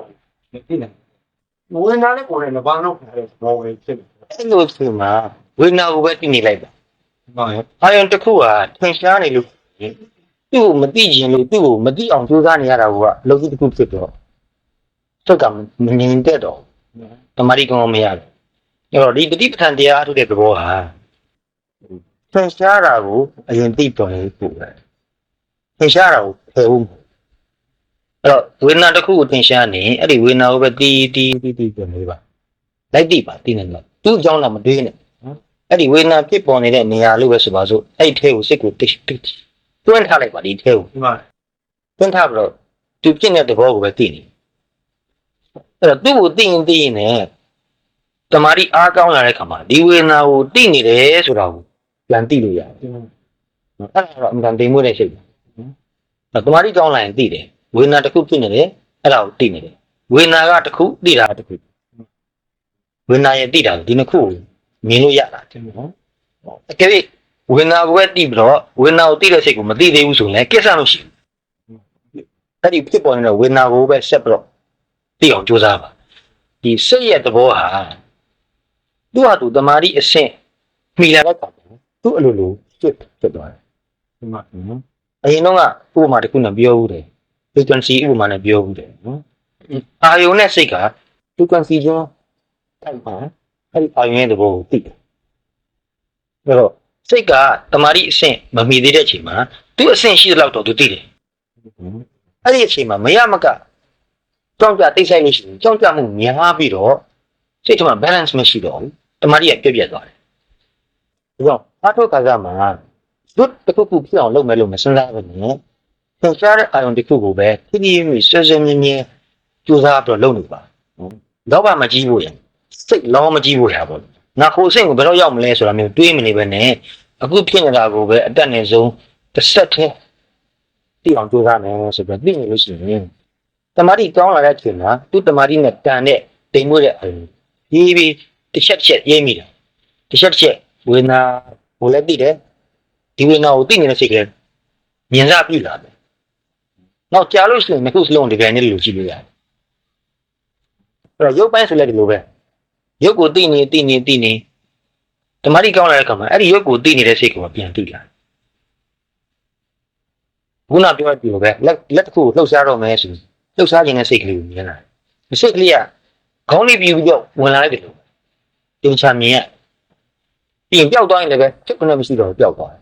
တော့ဖြစ်ပေါ်လာခြင်းမရှိခြင်းဆိုတဲ့သဘောလေးလည်းပို့ပြီးတော့မြင်လာနေတယ်နော်အဲ့တော့ဒါကတော့အမှန်တင်ဖို့တဲ့တိုင်းပါအဲ့တော့စိတ်ကိုကြည့်ရတာခက်တယ်ဆိုတာစိတ်မှလည်းပဲကျမ်းတဲ့စိတ်တွေရှိတယ်လို့တင်ဖို့တဲ့စိတ်တွေရှိတယ်အဲ့တော့ဘယ်သူမဆိုကျမ်းတဲ့စိတ်ကအချိန်မီအာရုံပြုလိုက်ရင်သိနိုင်ပါတယ်အဲ့တော့စိတ်ကိုသိရမယ်ဆိုတဲ့ဘက်မှာအင်မတန်တင်မှုတဲ့စိတ်တွေကိုပူချက်ချင်းသိရမယ်လို့မဆိုလို့ပထမအစမှာတော့အင်မတန်ကျမ်းတဲ့စိတ်ကိုသိရတယ်ဒီလိုစိတ်မျိုးကကျမ်းတယ်လေ အဲ့ဒါလည်းပြောရတယ်ဟုတ်တယ်လား ကြာဝိညာဉ်ကြီးခံရသိခက်တယ်ဒါလို့လုံးသွင်းနေတော့ဒါလို့တမန်တော်ကြီးလည်းပွားရစိတ်ကသိခက်ချာဟုတ် အဲ့လိုဆိုရင်အဲ့ဒီမမြန်ကြီးပြောက်ချင်နေတဲ့ဆိုတဲ့စိတ်ကိုပဲပြန်ကြည့်ရအောင်အမှန်တော့အဲ့ဒီစိတ်ကိုပြန်ကြည့်ဖို့အရေးကြီးတယ်ဘာဖြစ်လို့လဲသိလားမြန်ကြီးပြောက်ချင်နေတယ်ဆိုတဲ့ကောကအဲ့ဒီစိတ်အားကြီးနေတယ်တမာတိပြတ်လို့အဲ့မြန်ကြီးပြောက်ချင်နေဆိုတဲ့စိတ်မရှိတော့တဲ့ခါမှာတရားတလို့သိကောင်းအဲ့ဒီခါမှာဝေဒနာတော့ရှိနေဦးမှာနော်ဒါပေမဲ့ဝေဒနာတော့သူရှိနေတယ်တိတဲ့စိတ်ကတော့သူအေးစစ်စစ်တည်နေပျောက်ချင်တယ်ဆိုတဲ့စိတ်မရှိဘူးသူပျောက်ချင်တယ်ဆိုတဲ့စိတ်ကိုတေချာကြည့်မှသာသူ့ကိုမြင်ပြီးတော့သူကတပြေးပြေးမြင်တက်သွားလိမ့်မယ်မပျောက်ချင်တဲ့နေပါသေးတော့ဆိုတဲ့စိတ်ဘက်ကိုရောက်သွားမယ်နော်တနည်းအားဖြင့်ဆိုတော့ပထမတော့ဝေဒနာကို resist လုပ်တယ်သူဖြစ်နေတာကိုမကြိုက်ဘူးသူ့ကိုတွန်းချင်တယ်ဖယ်ချင်တယ်ပျောက်မလို့လုပ်ရမလဲနော်သူ့ကို attack လုပ်ချင်တယ်သူမရှိအောင်ကြိုးစားတယ်အဲ့ဒီမရှိအောင်ကြိုးစားခြင်းနဲ့ဝေဒနာကိုဒုက္ခဝေဒနာကိုမနှစ်သက်တဲ့ဒေါမနတစိတ်ပေါ့နော်ဒုက္ခဝေဒနာဖြစ်လာရင်ဒေါမနတဖြစ်တယ်ဒါသဘောကဟိုတော့တင်းကြိုတွေဘာတွေမှာကြည့်လို့ရှိရင်ဒုက္ခဝေဒနာနဲ့ဒုက္ခဝေဒနာကိုခံစားရတဲ့အခါမှာစိတ်ထဲမှာဒေါမနတနဲ့ရှင်တယ်ဆိုတာတွေ့ရတယ်အဲ့ဒီစိတ်ထဲမှာဖြစ်တဲ့ဒေါမနတကိုအရင်သိချာကြည့်ရမယ်နော်အခုအောင်ခင်မြင့်မဲတဲ့မိကွန်းတိတ်အရေးကြီးတဲ့မိကွန်းဒါကိုမသိလို့ရှိရင်ဟိုတိုးတက်မှုလည်းမရှိဘူးဒုက္ခလည်းပိုရောက်တယ်နော်အဲ့ပထမဘာလုပ်ရမလဲဒီဝေဒနာကိုမြန်ပျောက်ချင်နေတဲ့စိတ်တဘောကဝေဒနာကိုမကြိုက်တဲ့စိတ်ဝေဒနာကိုလက်မခံခြင်းတဲ့စိတ်ဝေဒနာကိုတီးမခံခြင်းတဲ့စိတ်အဲ့ဒီဝေဒနာကိုတီးမခံခြင်းတဲ့စိတ်ကိုတေးသေးချာပြန်ကြည့်ရမယ်ကြည့်ရင်နဲ့ပဲကိစ္စမရှိဘူးဆိုတော့လက်ခံနိုင်တဲ့အစိတ်ကိုပြန်ရောက်သွားမယ်နော်သိပါသေးသူကဒီဝေဒနာရှိပါသေးတေလောက်တာလည်းမဟုတ်ပါဘူးအေးစစ်စစ်ပဲကြည့်တော့မယ်ဆိုတော့ acceptance ကိုရပါတယ်နော်အမှ resistance ရှိနော်နောက်ပိုင်းကျတော့ resist မလုပ်တော့ဘူး accept လုပ်တယ်နော်အဲ့ဒီ accept လုပ်တဲ့အဆင့်ဟာတရားထုတ်နေရမှာအရေးကြီးဆုံးအဆင့်ပဲကြောင့်တရားထုတ်တဲ့လူတွေကိုမှားခြင်းနဲ့ don't resist မလုပ်ပါနဲ့ဖယ်ရှားဖို့မကြိုးစားပါနဲ့ပြောင်းလဲပြစ်ဖို့မကြိုးစားပါနဲ့အဲ့လိုကြိုးစားနေတာနဲ့ပဲတမာတိမရတော့ဘယ်တော့မှတမာတိမရအဲ့လိုကြိုးစားနေနော် but don't resist နောက်တစ်ခုက don't control ကိုလိုတလူဖြစ်အောင်မလုပ်ဖြစ်နေတာကိုပဲတကယ်တိတိကျကျတက်ဖို့တော့သိနေအောင်မကြိုးစားနော်စိတ်နဲ့အဲ့ဒီဖြစ်နေတဲ့အာရုံနဲ့တစ်ခါတော့ကတ်နေရမယ်စိတ်ကဟိုရောက်ဒီရောက်အဲ့လိုဖြစ်မနေပဲနော်ဒီအာရုံနဲ့မှမတိချဘူးကြီးကြီးမိမိစီစီပိုင်ပိုင်ကြီးမိမိရသိကြော်နေရအဲ့လိုဝေဒနာကို resist မလုပ်တော့တဲ့အခါဝေဒနာရဲ့သဘောကိုပို့ပြီးတော့မြင်တာနော်အဲ့တော့ဝေဒနာဖြစ်တဲ့ခါမှာဝေဒနာကိုမကြိုက်တဲ့စိတ်ဖြစ်တယ်အဲ့ဒီမကြိုက်တဲ့စိတ်ကိုကြည့်ပြီးအဲ့ဒီမကြိုက်တဲ့စိတ်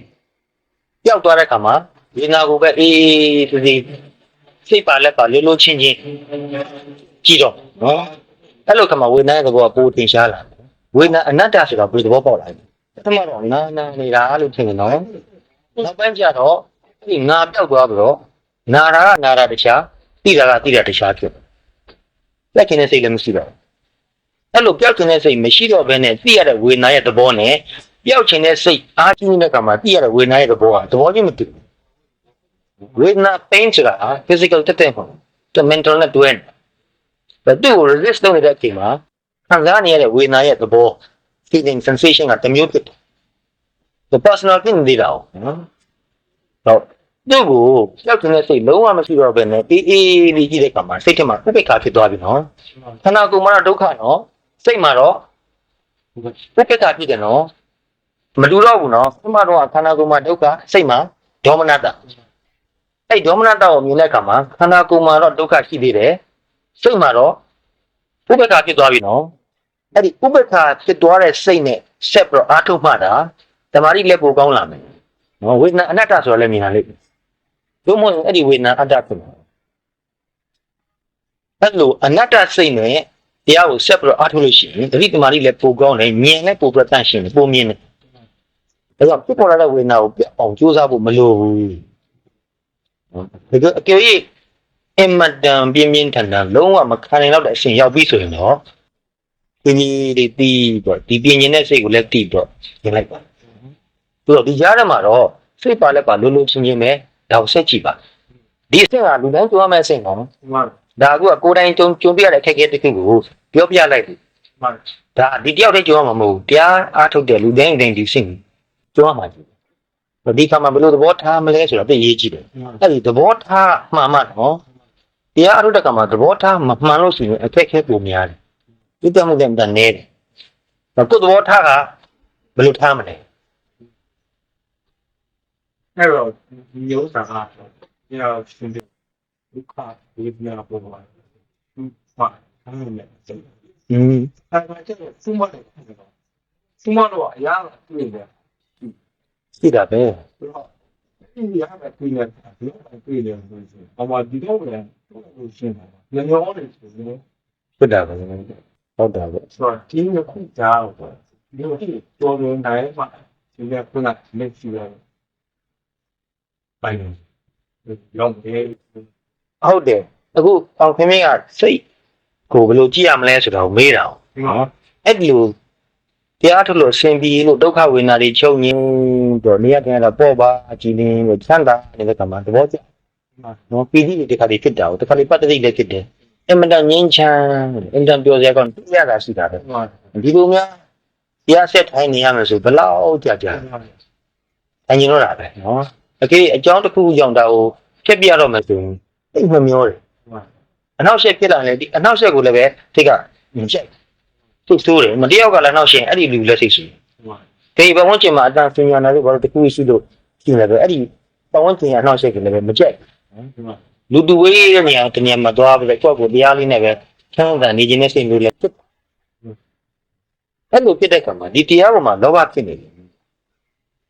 အဲ့လောဘကိုပြန်ကြည့်ရနော်ပါဠိလိုဆိုရင်တော့သူကလောဘလို့တုံးမထားဘူးနိကံကြီးကိုတုံးထားနိကံဆိုတာကန့်ညစ်ခြင်းတဘောတဲ့နော်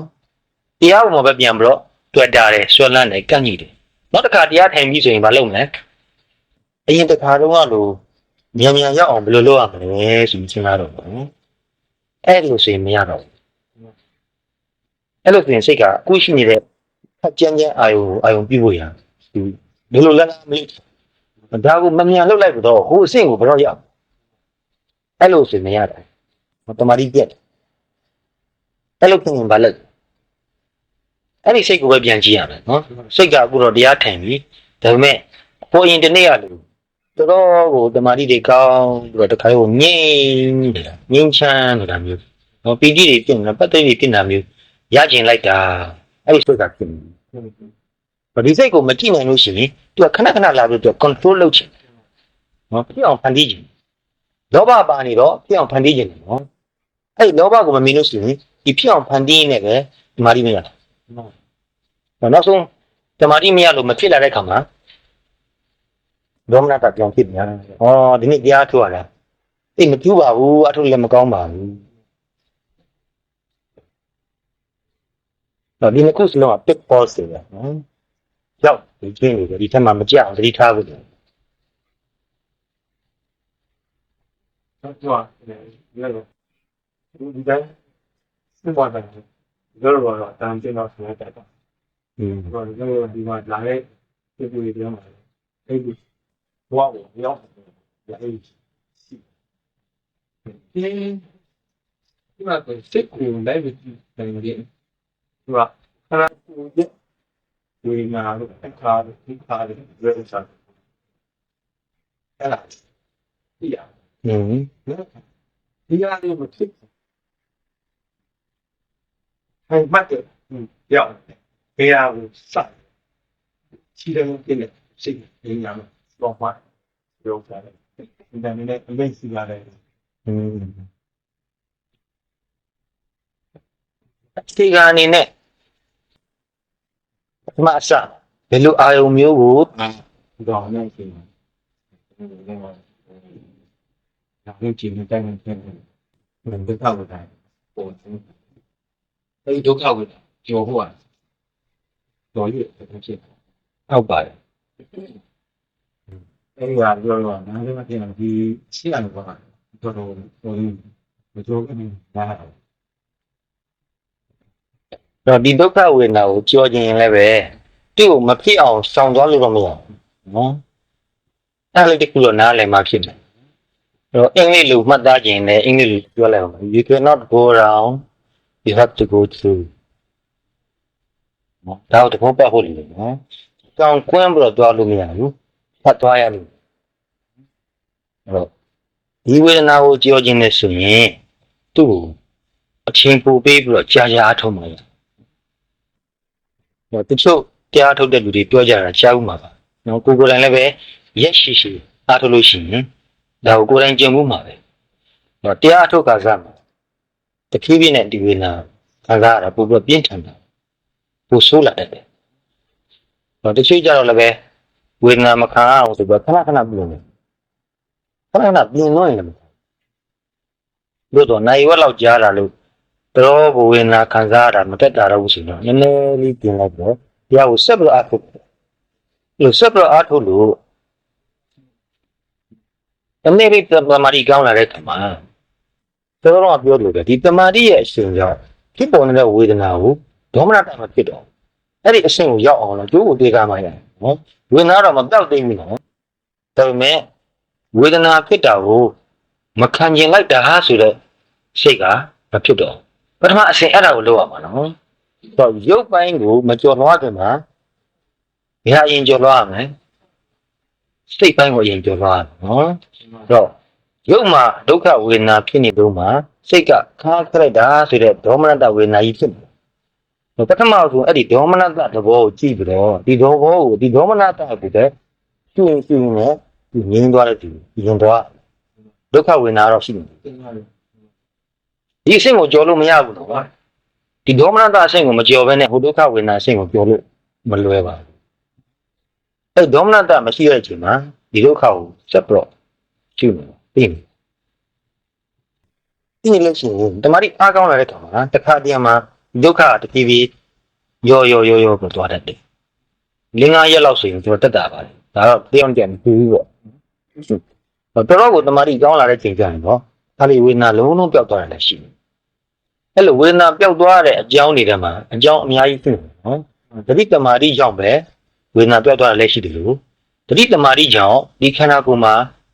ဓာတ်တစ်မျိုးထွက်လာတယ်ဒါတော့ဗမာပြည်မှာတော့ပြောလို့မရှိဘူးနောက်နိုင်ငံမှာတော့လူတွေကအမြင့်မြင့်စမ်းတက်တဲ့အတိလေးချင်းတွေရှိတာတော့တရားထုတ်လို့တမာတိကောင်းလာတဲ့လူရဲ့ဒီတမာတိကောင်းနေတုန်းမှာနော်အုံနောက်ကနေပြန်ထွက်လာတဲ့သွေးကိုသူတို့ယူပြီးတက်ခွဲကြည့်တဲ့အခါမှာအဲ့ဒီသွေးထဲမှာ endorphin ဆိုတဲ့ဓာတ်တော်တော်များနေတာတွေ့ရတယ်တာမန်တွေမှာလည်းပဲ endorphin ဆိုတဲ့ဓာတ်ကရှိတယ်အဲ့ endorphin ဓာတ်မထွက်လို့ရှိရင်ဒီခန္ဓာကိုယ်ကအချိန်ပြည့်မခံမရနိုင်အောင်တက်ခွဲနာကျင်နေတော့endorphin ဆိုတာ endogenous morphine ကိုပြောတာနော် endogenous ဆိုတာခန္ဓာကိုယ်ကိုယ်တွင်းမှာဖြစ်တာ morphine ဆိုတော့အဲ့ဒီဓာတ်တစ်မျိုးရဲ့နာမည်ပဲကြားဦးမှာနော်သို့တော့ပြင်ပကလူကလောက်ထားတဲ့ morphine နဲ့တော့မတူဘူးလူကလောက်ထားတဲ့ morphine ကဟောင်းမှိုင်းတယ်နိုင်မြည်တယ်ခန္ဓာကိုယ်ရဲ့အတွေ့အကြုံတွေဖြစ်လာတာကသူထိုင်မှုမဖြစ်ဘူးနာကျင်မှုတွေပြောက်ပြီးတော့ကြည်လင်ပြီးတော့အေးချမ်းနေတဲ့သဘောရှိတယ်သူကခန္ဓာကိုယ်ရောစိတ်ကိုယ်ရောနှစ်ခုစလုံးကိုနည်းနည်းငြိမ်းချမ်းစေတယ်ဒီဓာတ်ကထွက်လာတာနော်ဒါတွေကအခုအနောက်နိုင်ငံမှာတရားထုတ်တဲ့လူတွေနဲ့ပတ်သက်ပြီး research တွေအများကြီးလုပ်လို့တွေ့ရှိလာတဲ့အချက်တွေပါဒီ research တွေလည်းအမေရိကန်မှာတော့အမြဲတမ်းလုပ်လို့လုပ်နေကြပါတယ်ဒါရဲ့တန်ဖိုးကိုလည်းသူတို့သိလာပြီဒီလိုဖြစ်အောင်လုပ်လို့ရရင်လူရဲ့ခန္ဓာကိုယ်မှာအကျိုးအများကြီးရှိတယ်စိတ်နဲ့ပတ်သက်ပြီးလည်းအကျိုးအများကြီးရှိတယ်ဒီလိုသိတယ်ခန္ဓာကိုယ်ကစိတ်ကနှစ်ခုစလုံးကိုငြိမ်းချမ်းနေတဲ့အတွက်ကြောင့်ခန္ဓာကိုယ်မှာ stress တွေရော immunity ကောင်းလာတယ်စိတ်နဲ့ပတ်သက်ပြီးလည်းပဲဒီ endorphin ထွက်တဲ့ချိန်မှာလုံးဝ depression မရှိတော့အခုလူတွေ depression ဖြစ်နေကြတာနော်တရားထိုင်လိုက် endorphin ထွက်လာရင် depression ပြောက်သွား ပြောရတယ်နော် အလဲဆုံးမှာစိတ်ဝယ်စားစရာမလိုတော့အဲ့ဒီ endorphin level မြင့်လာတဲ့ခါမှာသူ pain ကလျော့ပါအဲ့ဒီ endorphin level မြင့်လာဖို့ဆိုရင်လည်းတမာတိတော်လေးကောင်းတဲ့အထီအောင်ကိုအားထုတ်ရမှာနော်အဲ့တော့ဝေဒနာပြင်းထန်လို့တတိတော့တမာတိမရဘူးလို့ဒီလိုပြောပြီးတော့ရပ်ထားလို့မဖြစ်ဘူးနော်ဒီဝေဒနာဖြစ်နေတာကိုပဲတိပြီးတော့ဆက်သွားရမှာပဲ you have to go through နော်တော့ဒီပြင်းနဲ့အလေးကျင့်ကြောင်းပဲနိုင်ဘက်ကနေတနားရီလောက်ထောင်ခံလို့ရတယ်ပထမတော့15မိနစ်လောက်ဆိုဝေဒနာမခံနိုင်တော့ဟုတ်သူကတော့ထိုင်နေဘက်လောက်ဆိုရင်တော့ပြင်ကျင်ပြီတော့မတတ်နိုင်ရင်ပြင်လိုက်ပါပြင်ပြီးဆက်တနားရီလောက်ပြင်လောက်သွားရအောင်နော်နောက်တစ်ဖြည်းဖြည်းကြာတဲ့အခါမှာ45မိနစ်လောက်ကြာမှာပဲနည်းနည်းဝေဒနာပေါ်လာခဏရတော့ရှိလာတယ်အလေးချင်းများလာရင်တနားရီလောက်ကြာမှာပဲနည်းနည်းလေးညောင်းတဲ့သဘောလေးဖြစ်လာတယ်မခံမရတဲ့အဆင့်ကိုမရောက်ဘူးနော်မနေ့ကပဲဒေါက်တာလေးတယောက်ပဲနာမည်ပါထည့်ပြလိုက်ရင်ဒေါက်တာဝင်းတိုဒီဘက်တရားထုတ်လာတာနည်းနည်းတော့အလေးချင်းရလာတယ်သူပြောတယ်တပည့်တော်အခုတော့တဲ့တနားရီလောက်ထိုင်မှနည်းနည်းလေးတင်းတယ်လို့လေးပဲခံစားတော့တာအရင်တော့ဆို15မိနစ်တော့မထိုင်နဲ့တူတော့အခုတော့တနားရီလောက်ကြာမှာတဲ့နည်းနည်းလေးပေါင်ဘက်ကဒီဘက်ကနည်းနည်းတင်းတယ်လို့လေး tension လေးပဲခံရတယ် pain လို့ခေါ်လို့မရဘူးနော် pain မဟုတ်ဘူး tension လေးနည်းနည်းပဲဒါလေးပဲဒီခံစားရတယ်တနားရီခွဲလောက်ထိရတော့ဘာမှတိတ်မဖြစ်ဘူးအဲ့လိုနည်းနည်းလေး tension ပဲရှိတနားရီခွဲလောက်ကြာရင်တော့နည်းနည်းလေးညောင်းလို့ဖြစ်လာတယ်ဒီချက်ပုံတမာတိကောင်းရင်တခါတည်းသူပြောတယ်3နာရီလောက်ထိအောင် pain မရှိဘူးဒီဆိုအားထုတ်လို့ရပါတယ်နော်ဒါကြောင့်ဝေဒနာကိုမကြောက်ဘူးအဲ့ဒါပဲပြောတယ်ဝေဒနာကိုကြောက်တာကအဆိုးဆုံးမကြောက်ပဲနဲ့ဆက်ပြီးတော့ကြိုးစားကြည့်ပါဟုတ်ဒီဇက်တိုက်အားထုတ်တော်လို့ရှိရင်10လောက်ကြောက်သွားပြီဆိုရင်ဒီဝေဒနာတွေကမရှိတော့ဘူးအဲ့ဒီလိုတခါဝေဒနာတွေငြိမ်းသွားတဲ့အဆင့်ပြောင်းအားထုတ်ဘူးထားတဲ့သူကသူ့ခန္ဓာကိုယ်ကဒါကိုအသိဉာဏ်ရထားပြီနော်သူ့စိတ်ကလည်းဒါကိုအလေးကျင့်ရထားပြီ ဟေး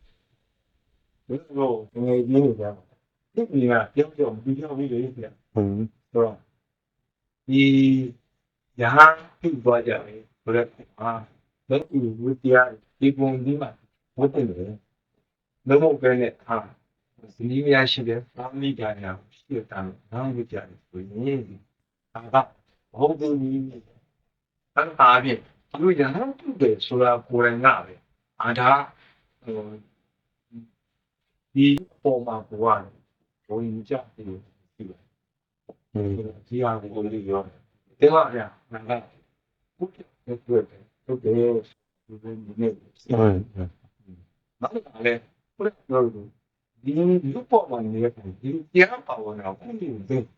အားထုတ်ရမယ်သွားကိုနားမလဲဒီလိုဒီလက်စီဒီဘုံကြ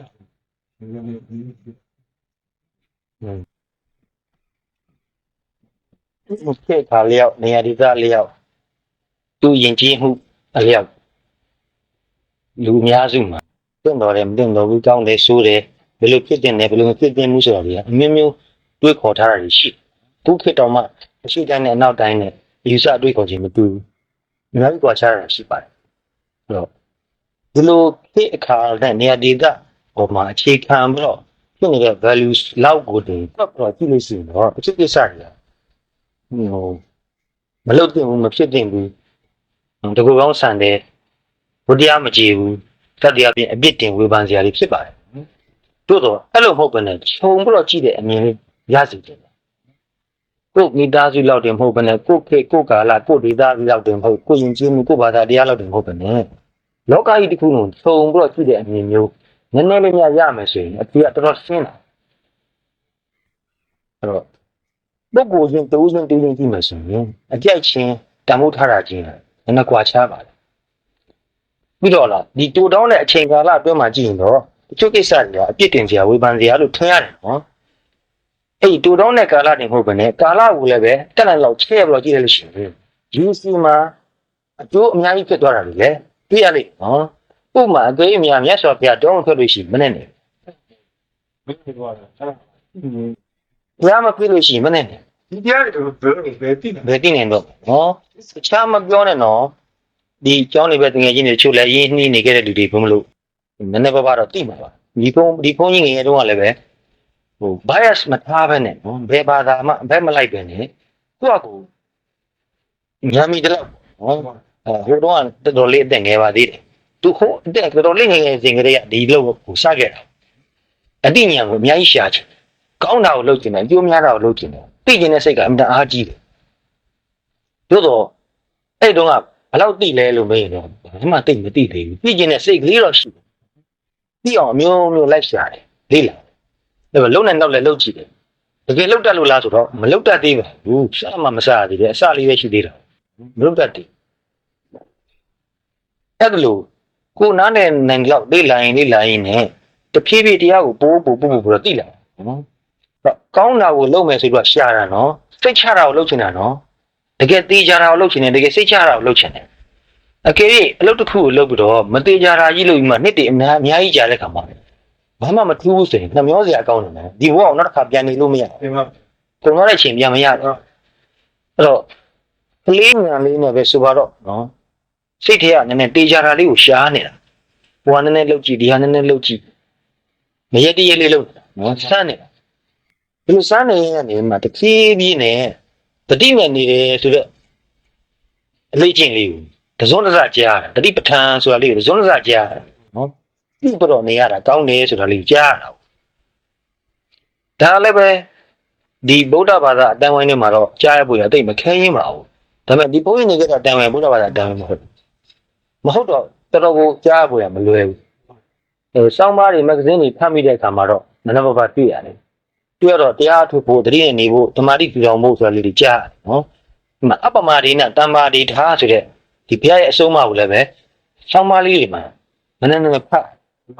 တော့ဒါဘာလို့ဆိုလိုတာလဲဆိုတော့သိချင်နော် be mindful ဆိုတာလေးတွေဘာသာပြန်တာလေးတွေမှာလည်းပဲဖတ်တာနော်ဖတ်တော့ခုနားလေတော့တိတော့နည်းနည်းစမ်းကြည့်တာမရက်တရက်စမ်းကြည့်တာပဲမယုံမရဲနဲ့ပဲစမ်းတာပဲနော်တကယ်ယုံလို့လည်းမဟုတ်နော်မယုံလည်းမယုံဘူးရဲလည်းမရဲပါဘူးဒါပေမဲ့အဲ့ဒီမယုံမရဲနဲ့ပဲနည်းနည်းစမ်းကြည့်တော့နည်းနည်းလေးတတိဓမ္မတိကောင်းလာတဲ့အခါမှာနည်းနည်းစိတ်ချင်းနေနည်းနည်းပြောင်းလာတာတွေ့ရတယ်စိတ်ကတမျိုးတည်ငြိမ်မှုရှိတယ်အေးချမ်းမှုရှိတယ်နည်းနည်းပို့ပြီးတော့နည်းနည်းလာတွေ့ရတယ်ပျော်ပါပဲမှာစိတ်ကနည်းနည်းလေးနှိမ့်နိုင်လာတယ်ပဲဆိုပါတော့မကြိုက်တော့ဘူးတော့မဟုတ်ပါဘူးကြိုက်ပါပျော်ပါနည်းနည်းလေးထင်းသိနေတယ်သူများအယုံမှုပြောတာကိုကြည့်ပြီးတော့သူတို့ပြောပြီးငါတော့မပြောနိုင်ဘူးငါတော့မပြောနိုင်တာဝန်းနေလို့မဟုတ်သူတို့ပြောနိုင်လို့ပြောတာထားတော့ငါတော့အဲ့လိုကြီးလည်းမပြောချင်ဘူးဒီခါလေးသူများပြောလို့ဝင်ပြောကြည့်လည်းပဲသူတို့လောက်မှပြောတာကိုတွေ့ရတယ်ဒါကိုတာမန်အချင်းကြည့်နေဆိုရင်တော့ဆုံးရှုံးမှုတစ်ခုလို့ထင်နေတယ်ဆုံးရှုံးမှုတစ်ခုနဲ့နာမှုတစ်ခုလို့ထင်နေတယ်နော်အဲ့ဒီလိုနဲ့ပဲဒီတရားကိုနည်းနည်းအားထုတ်လာပြီးတဲ့နောက်မှာအကျိုးများမှပိုသိလာနောက်ဆုံး final ရောက်တဲ့ခါကျတော့နည်းနည်းတော့ပို့ပြီးတော့သိကြလာပြီစိတ်ထဲမှာဒီလောက်ကလည်းတကယ်အကျိုးရှိမယ်ဆိုတာဆိုတော့ပို့ပြီးတော့ယုံကြည်လာပို့ပြီးယုံကြည်လာတော့ကြောင်းပိတ်တဲ့ခါမှာဒါကိုပို့ပြီးတော့ကြိုးစားကြည့်တယ်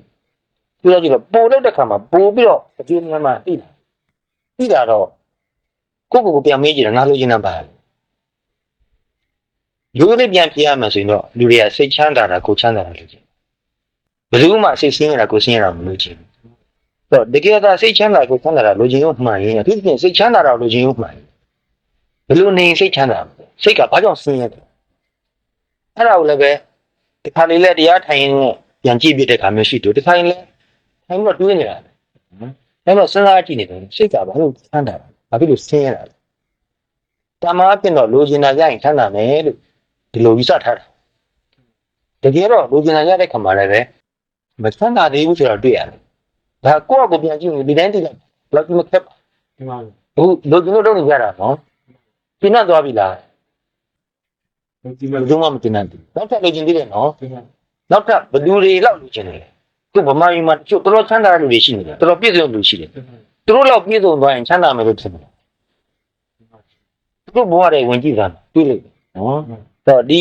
ဖုံကလူတွေနဲ့ရင်းနှီးသွားတဲ့ခါမှာတကယ်ကိုသူတို့ရဲ့ဘဝထဲမှာဘာတွေဖြစ်နေဆိုတာတက်နေတယ်လို့အသေးစိတ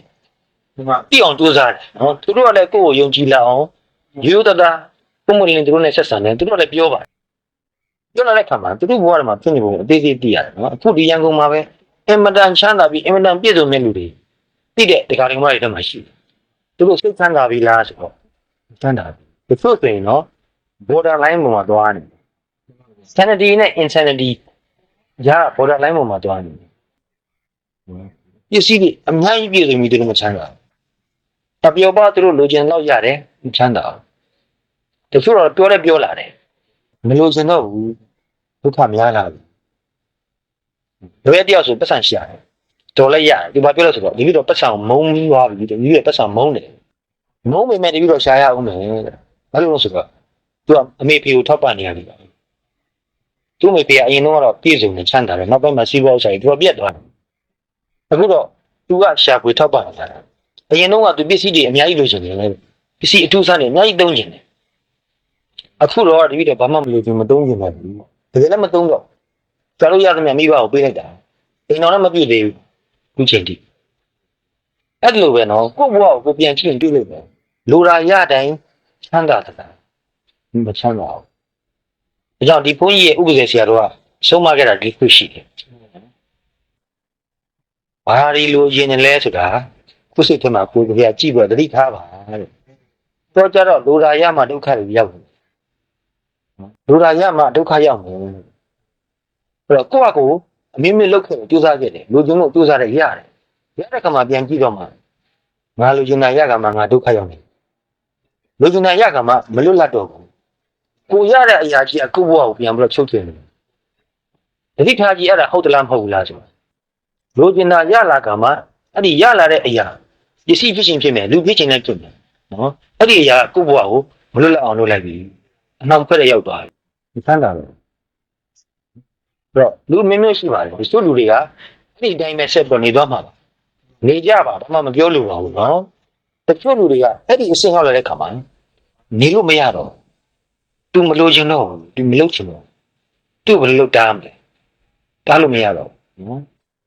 အဲ့တော့သူတခြားတဲ့ပြောရင်တော့တရားပဲထုတ်ချင်တယ်တရားကြောင့်ဖြစ်ပေါ်လာတဲ့ဒီငြိမ်မှုအေးချမ်းမှုကိုပဲလိုချင်တော့တယ်ပစ္စည်းရတခြားအာယုံခံစားမှုတွေသူမလိုချင်တော့သူခံစားရရင်လည်းအရသာမရှိတော့ဘူးဘယ်နဲ့လုပ်မလဲသူ့ပြသူ့အပြစ်တင်မလားနော်အဲ့တော့တယောက်နဲ့တယောက် maturity မတူပါဘူး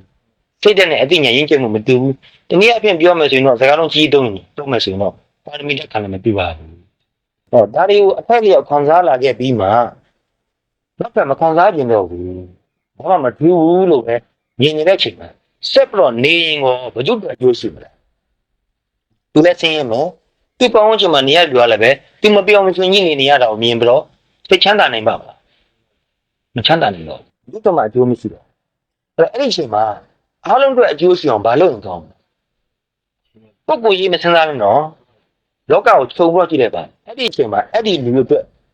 လည်းအကောင်းဆုံးဖြစ်အောင်ဒီတောင်းဝင်ခြင်းလည်းအတွက်လည်းအကောင်းဆုံးဖြစ်အောင်သူဘာလုပ်ရင်သင့်တယ်တော့သူ့ရဲ့စိတ်ဆန္ဒအလျောက်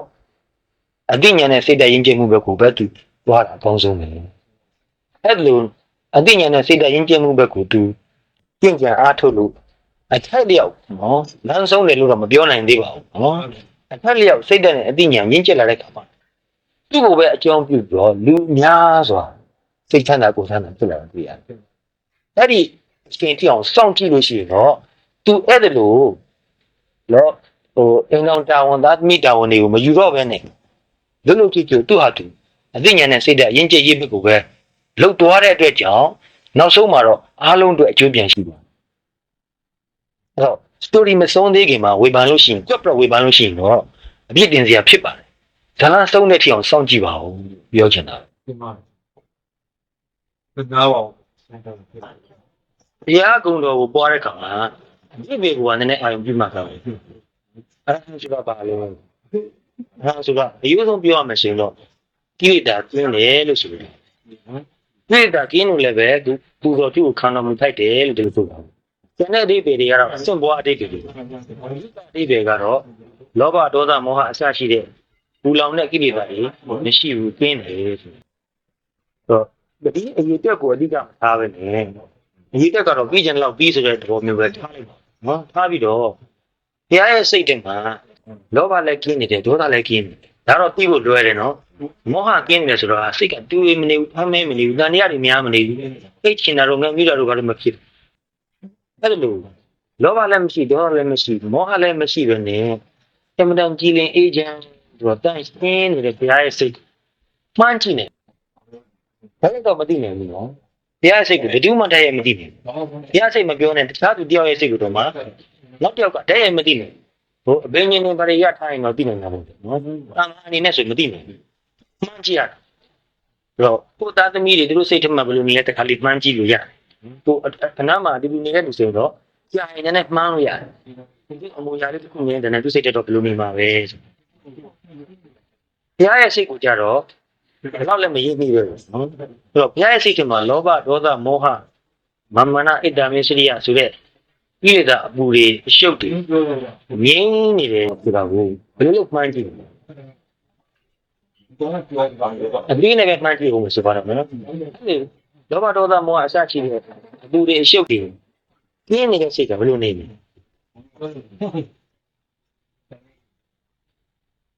အမှန်တန်ကြည်လင်တန့်ရှင်းတဲ့အေဂျင့်တွေနော်မှန်းလို့ရစိတ်နဲ့ခဏလောက်မှန်းကြည့်တယ်အမှန်တန်ကြည်လင်တန့်ရှင်းတဲ့အေဂျင့်ဟောဒီဖုန်းကြီးစီတို့သူ့ရဲ့ဆရာတော်သူ့ရဲ့ရဟန်းမဖြစ်သေးဘူးသူ့ရဲ့သူ့ကက်ခတ်ကြည့်တယ်ကောင်းတယ်ကြည့်နေအေဂျင့်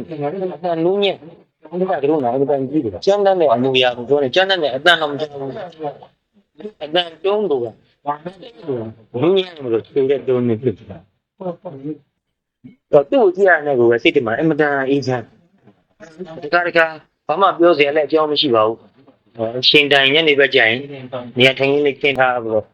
ဆရာတော်အပြင်ထွက်လာမှချင်းစောင်းလိုက်တာဒီထွက်လာရင်သူ့နားမှာတိုင်သူလိုအပ်တယ်လေးမျိုးဘာလုပ်ပြီးဘာမှလည်းတိတ်မများစကားတော့လည်းပေးစရာမရှိပါဘူးဒါပေမဲ့ဒီဆရာတော်ဟာထိုင်နေလဲသူရှိရတော့အေး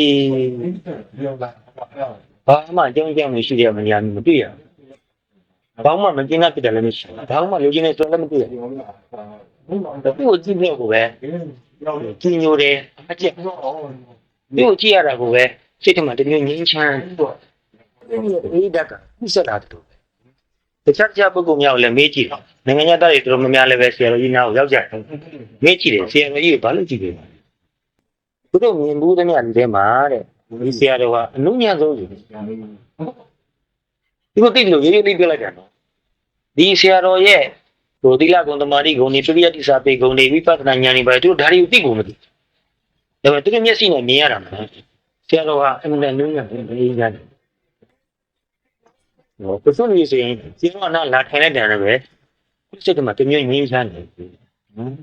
တော့ကိုမြင်ဘူးတဲ့သိဘူးတဲ့အဲ့ဒီလိုပုဂ္ဂိုလ်များကိုကြည့်တော့လေမှန်းစားဖို့ဒီချက်ပိုကောင်းတာတော့ဝိပဿနာတရားကိုသိချာခဲ့ပါတော်တော်ကြိုးစားမှရပါနော်တော့တိတိမိမိအချက်စနေကြအားထုတ်လို့ရှိရင်အစမှာတော့ခက်တယ်ဒီစိတ်တွေကရှုပ်နေသေးတာပဲတဖြည်းဖြည်းနဲ့ရက်တွေလတွေနှစ်တွေကြာလာတဲ့ခါမနေ့ရှင်းသားရတော့အကျင့်ရတော့အလေးကျင့်များလာတဲ့ခါစိတ်ကပိုးပြီးကြည်လင်အေးချမ်းပဲမြင်တတ်တယ်ဇက်တက်ရက်အကြာကြီးအားထုတ်နိုင်မယ်ဆိုရင်ပြီးတော့ညံ့တယ်နော်အဲ့လိုမျိုးနဲ့ခါဒီမှာဒီစိတ်ထဲမှာတမာတိတတိတွေကောင်းပြီးတော့တော်တော်ကပြောခဲ့တယ်လို့ပဲစိတ်ကပြစ္ဆုတ်ကတဲတယ်လေးမှာအတိတ်ကိုလည်းမတွေ့ဘူးအနာကိုလည်းမတွေ့ဘူးနော်တော့ပုဂ္ဂိုလ်တော်ဟိုဇလန်းနေနော်ဘယ်သူကဘာလုပ်တယ်ဆိုတာမျိုးတွေဒါတွေလည်းမတွေ့တော့ဘူးနော်မနော်ပုဂ္ဂိုလ်တော်နဲ့ဒီဇလန်းတွေကစိတ်ကိုတော်တော်ပူလောင်စေတယ်တိတ်ရှုပ်ပေးစေတာဘယ်သူတို့ကအာရုံမပြုတော့ပဲနဲ့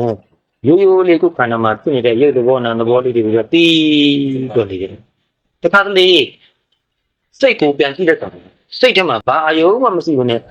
လက်လို့ဖြစ်နေတာလည်းရှိတယ်ကြည်လင်တော့ရှင်းနေစိတ်ကစိတ်ထဲမှာဘာမှမရှိဘာအတွေးမှမရှိရှိတော့သိနေအဲစိတ်ထဲမှာရှင်းနေတာလေးပြန်တီးနော်အဲ့ဒီချိန်ဆိုရင်ဓမ္မနိဗ္ဗာန်ဖြစ်နေပါပြီအဲ့လိုခါမှာကိုယ်စိတ်ကိုပြန်ကြည့်လို့ရှိရင်စိတ်ထဲမှာလောဘလည်းကင်းဒေါသလည်းကင်းတိပြီးတော့ကြည်ကြည်လင်လင်ကြီးဖြစ်နေတဲ့ကြောင့်မောဟလည်းမရှိမာနလည်းမရှိဣတ္တရာမရှိရလည်းမရှိဒီကအမှန်တန်ကြည်နေတဲ့ကြောင့်ဥနာမိတ်ဆိုတဲ့နတ်ရှင်တဲ့ဘောမောဟမိုင်းတဲ့ဘောလည်းမရှိပြောင်းနေခြင်းပူလောင်ခြင်းဆိုတဲ့ဥဒိစ္စကုက္ကုဆလည်းမရှိစိတ်ကအမှန်တန်ကြည်လင်လန်းဆန်းပြီးငြိမ်တဲ့ဆန္ဒအဲ့လိုစိတ်မျိုးခဏကြုံပြီးဘုရားစိတ်ကဒီနေမယ်ဆိုရင်နည်းနည်းမှန်းလို့ရပါ အဲ့လိုခါမှာဘုရားကိုကြည်ညိုရတာတိတ်ကိုအရတာရှိတာလက်လိုက်လက်လက်ဖြစ်အစတော့ပြောတာကြားဘူးလေအော်မြတ်ဘုရားအင်တန်များပညာကြည့်ပါလေအင်တန်တတိလသမားတွေလည်းကြည့်တယ်မေတ္တာကရုဏာလည်းအင်တန်ကြည့်တယ်အဲ့တော့ကြည်ညိုတယ်ကြားရတဲ့ကြည်ညိုစားတယ်နော်ဒီတရားကိုအားထုတ်လို့ကိုစိတ်ထဲမှာအဲ့လိုအခိုက်အတန့်လောဘဒေါသမောဟမာနအတ္တမစ္စရိယဥဒိစ္စကုက္ကုစတိမမိတ်တာစတဲ့ဒီလိုပူတာတွေရှုပ်တာတွေထမ်းမိုင်းတာတွေလေးလာတာတွေလုံးဝကင်းပြီးတော့ပြည်လင်ပေါ်ပါဒီတန့်ရှင်းနင်းမြတ်ဆိုတော့ချမ်းသာနေတာလေးတွေသဏ္ဍကြုံဝေးဘုရားဆိုတာဘယ်လိုလဲဆိုနည်းချင်းမျိုးအဲ့ကြမှာဘုရားကုံတော်ပေါ်လို့ဆိုဒါကြောင့်ဘုရားကုံတော်ကိုတကယ်အာရုံပြုခြင်းလို့အရင်အားထုတ်ပါဝိပဿနာအရင်အားမထုတ်နဲ့ဘုရားကုံတော်ပွားတဲ့တူလားစကားလုံးနဲ့နံပါတ်ဒီစိတ်ကရောက်သွားတယ်အဲ့တော့ဒကာကြီးကိုလှုပ်စီနေတာကဘုန်းကဘုံမတင်ပေါ်ပြောတယ်ရနော်မနေ့အဲ့ရကပဲရှင်းလောက်လို့တယ်ရင်းနိုင်ရှိတော်စောတာပဲအမှန်ကောင်းတယ်နော်အများလည်းအိတ်နေတဲ့ချိန်ဘာမှပတ်ဝန်းကျင်မှာဆွေးနွေးမှုမရှိသေးဘူးနော်အဲ့ဒီ၄နိုင်နိုးတဲ့ချိန်ကနိုးချင်းအဲ့ရကမထားနဲ့ဟုတ်အဲ့ရကမှအဲ့ရကလေးပဲနေလိုက်ဟောခဏလောက်ဟောပါစင်းတော့ဘာနာပါနာအတူရှိကနေနဲ့ဟောအသက်ကိုအားရပါရရှိပါနိုးပြီးလို့တည်တဲ့အချိန်ကစတော့ဆက်ခဲနော်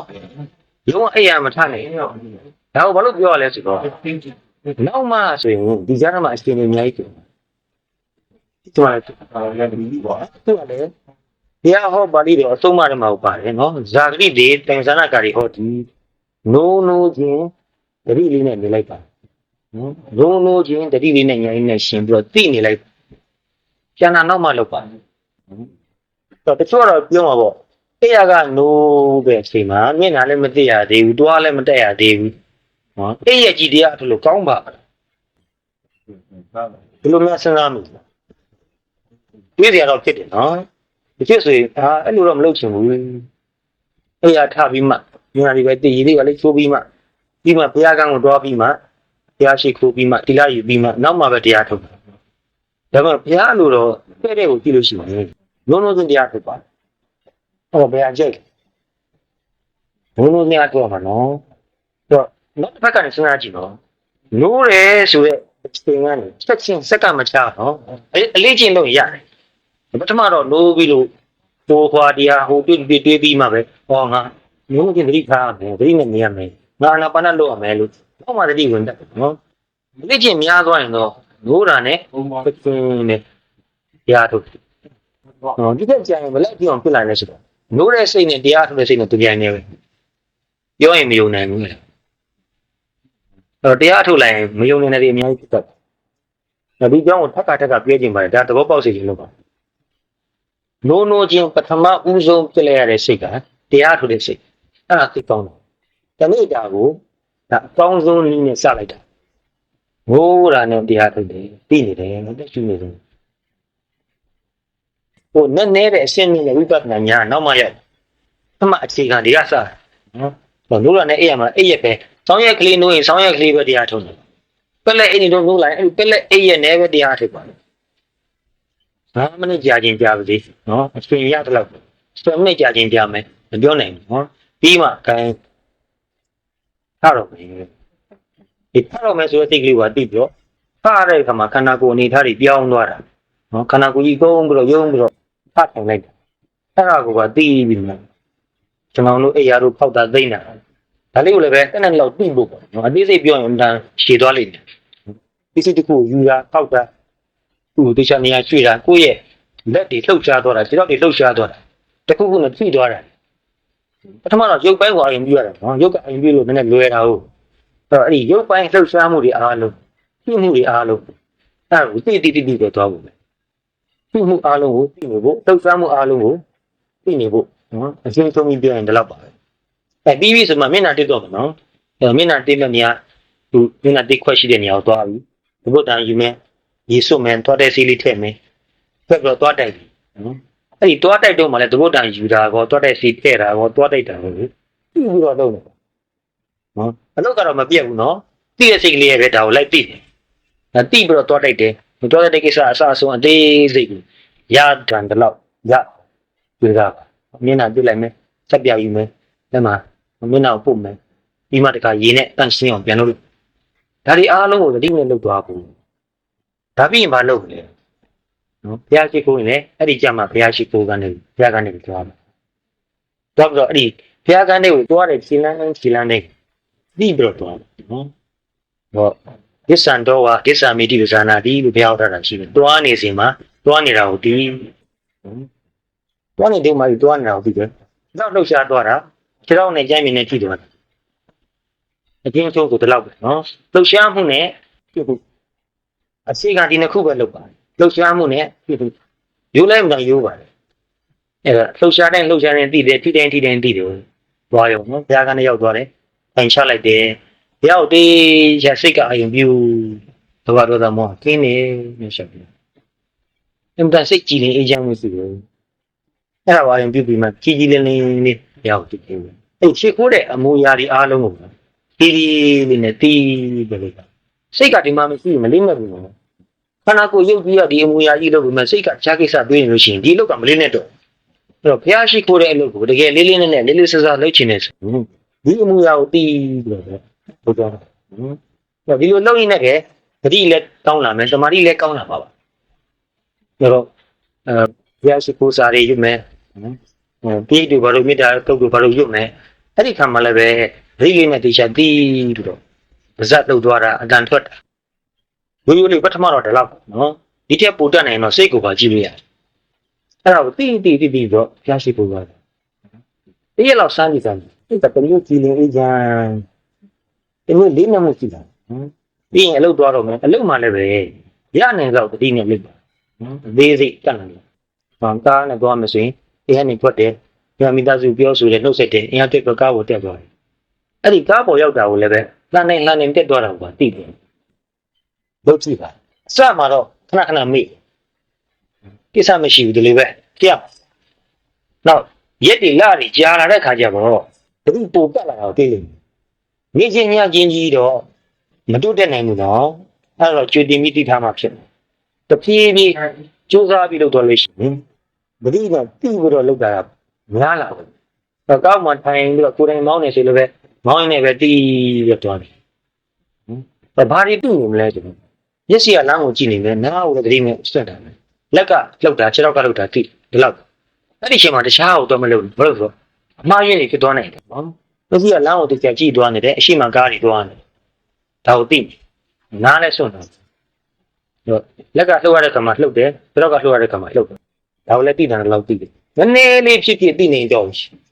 လုံးမသိရတဲ့ဆိုင်နည်းနည်းလေးသိနေတော့ပြီကြားတဲ့ခါမှာသူ့အလိုပဲသိတာတွေအားကောင်းလာတော့မျက်စိကလည်း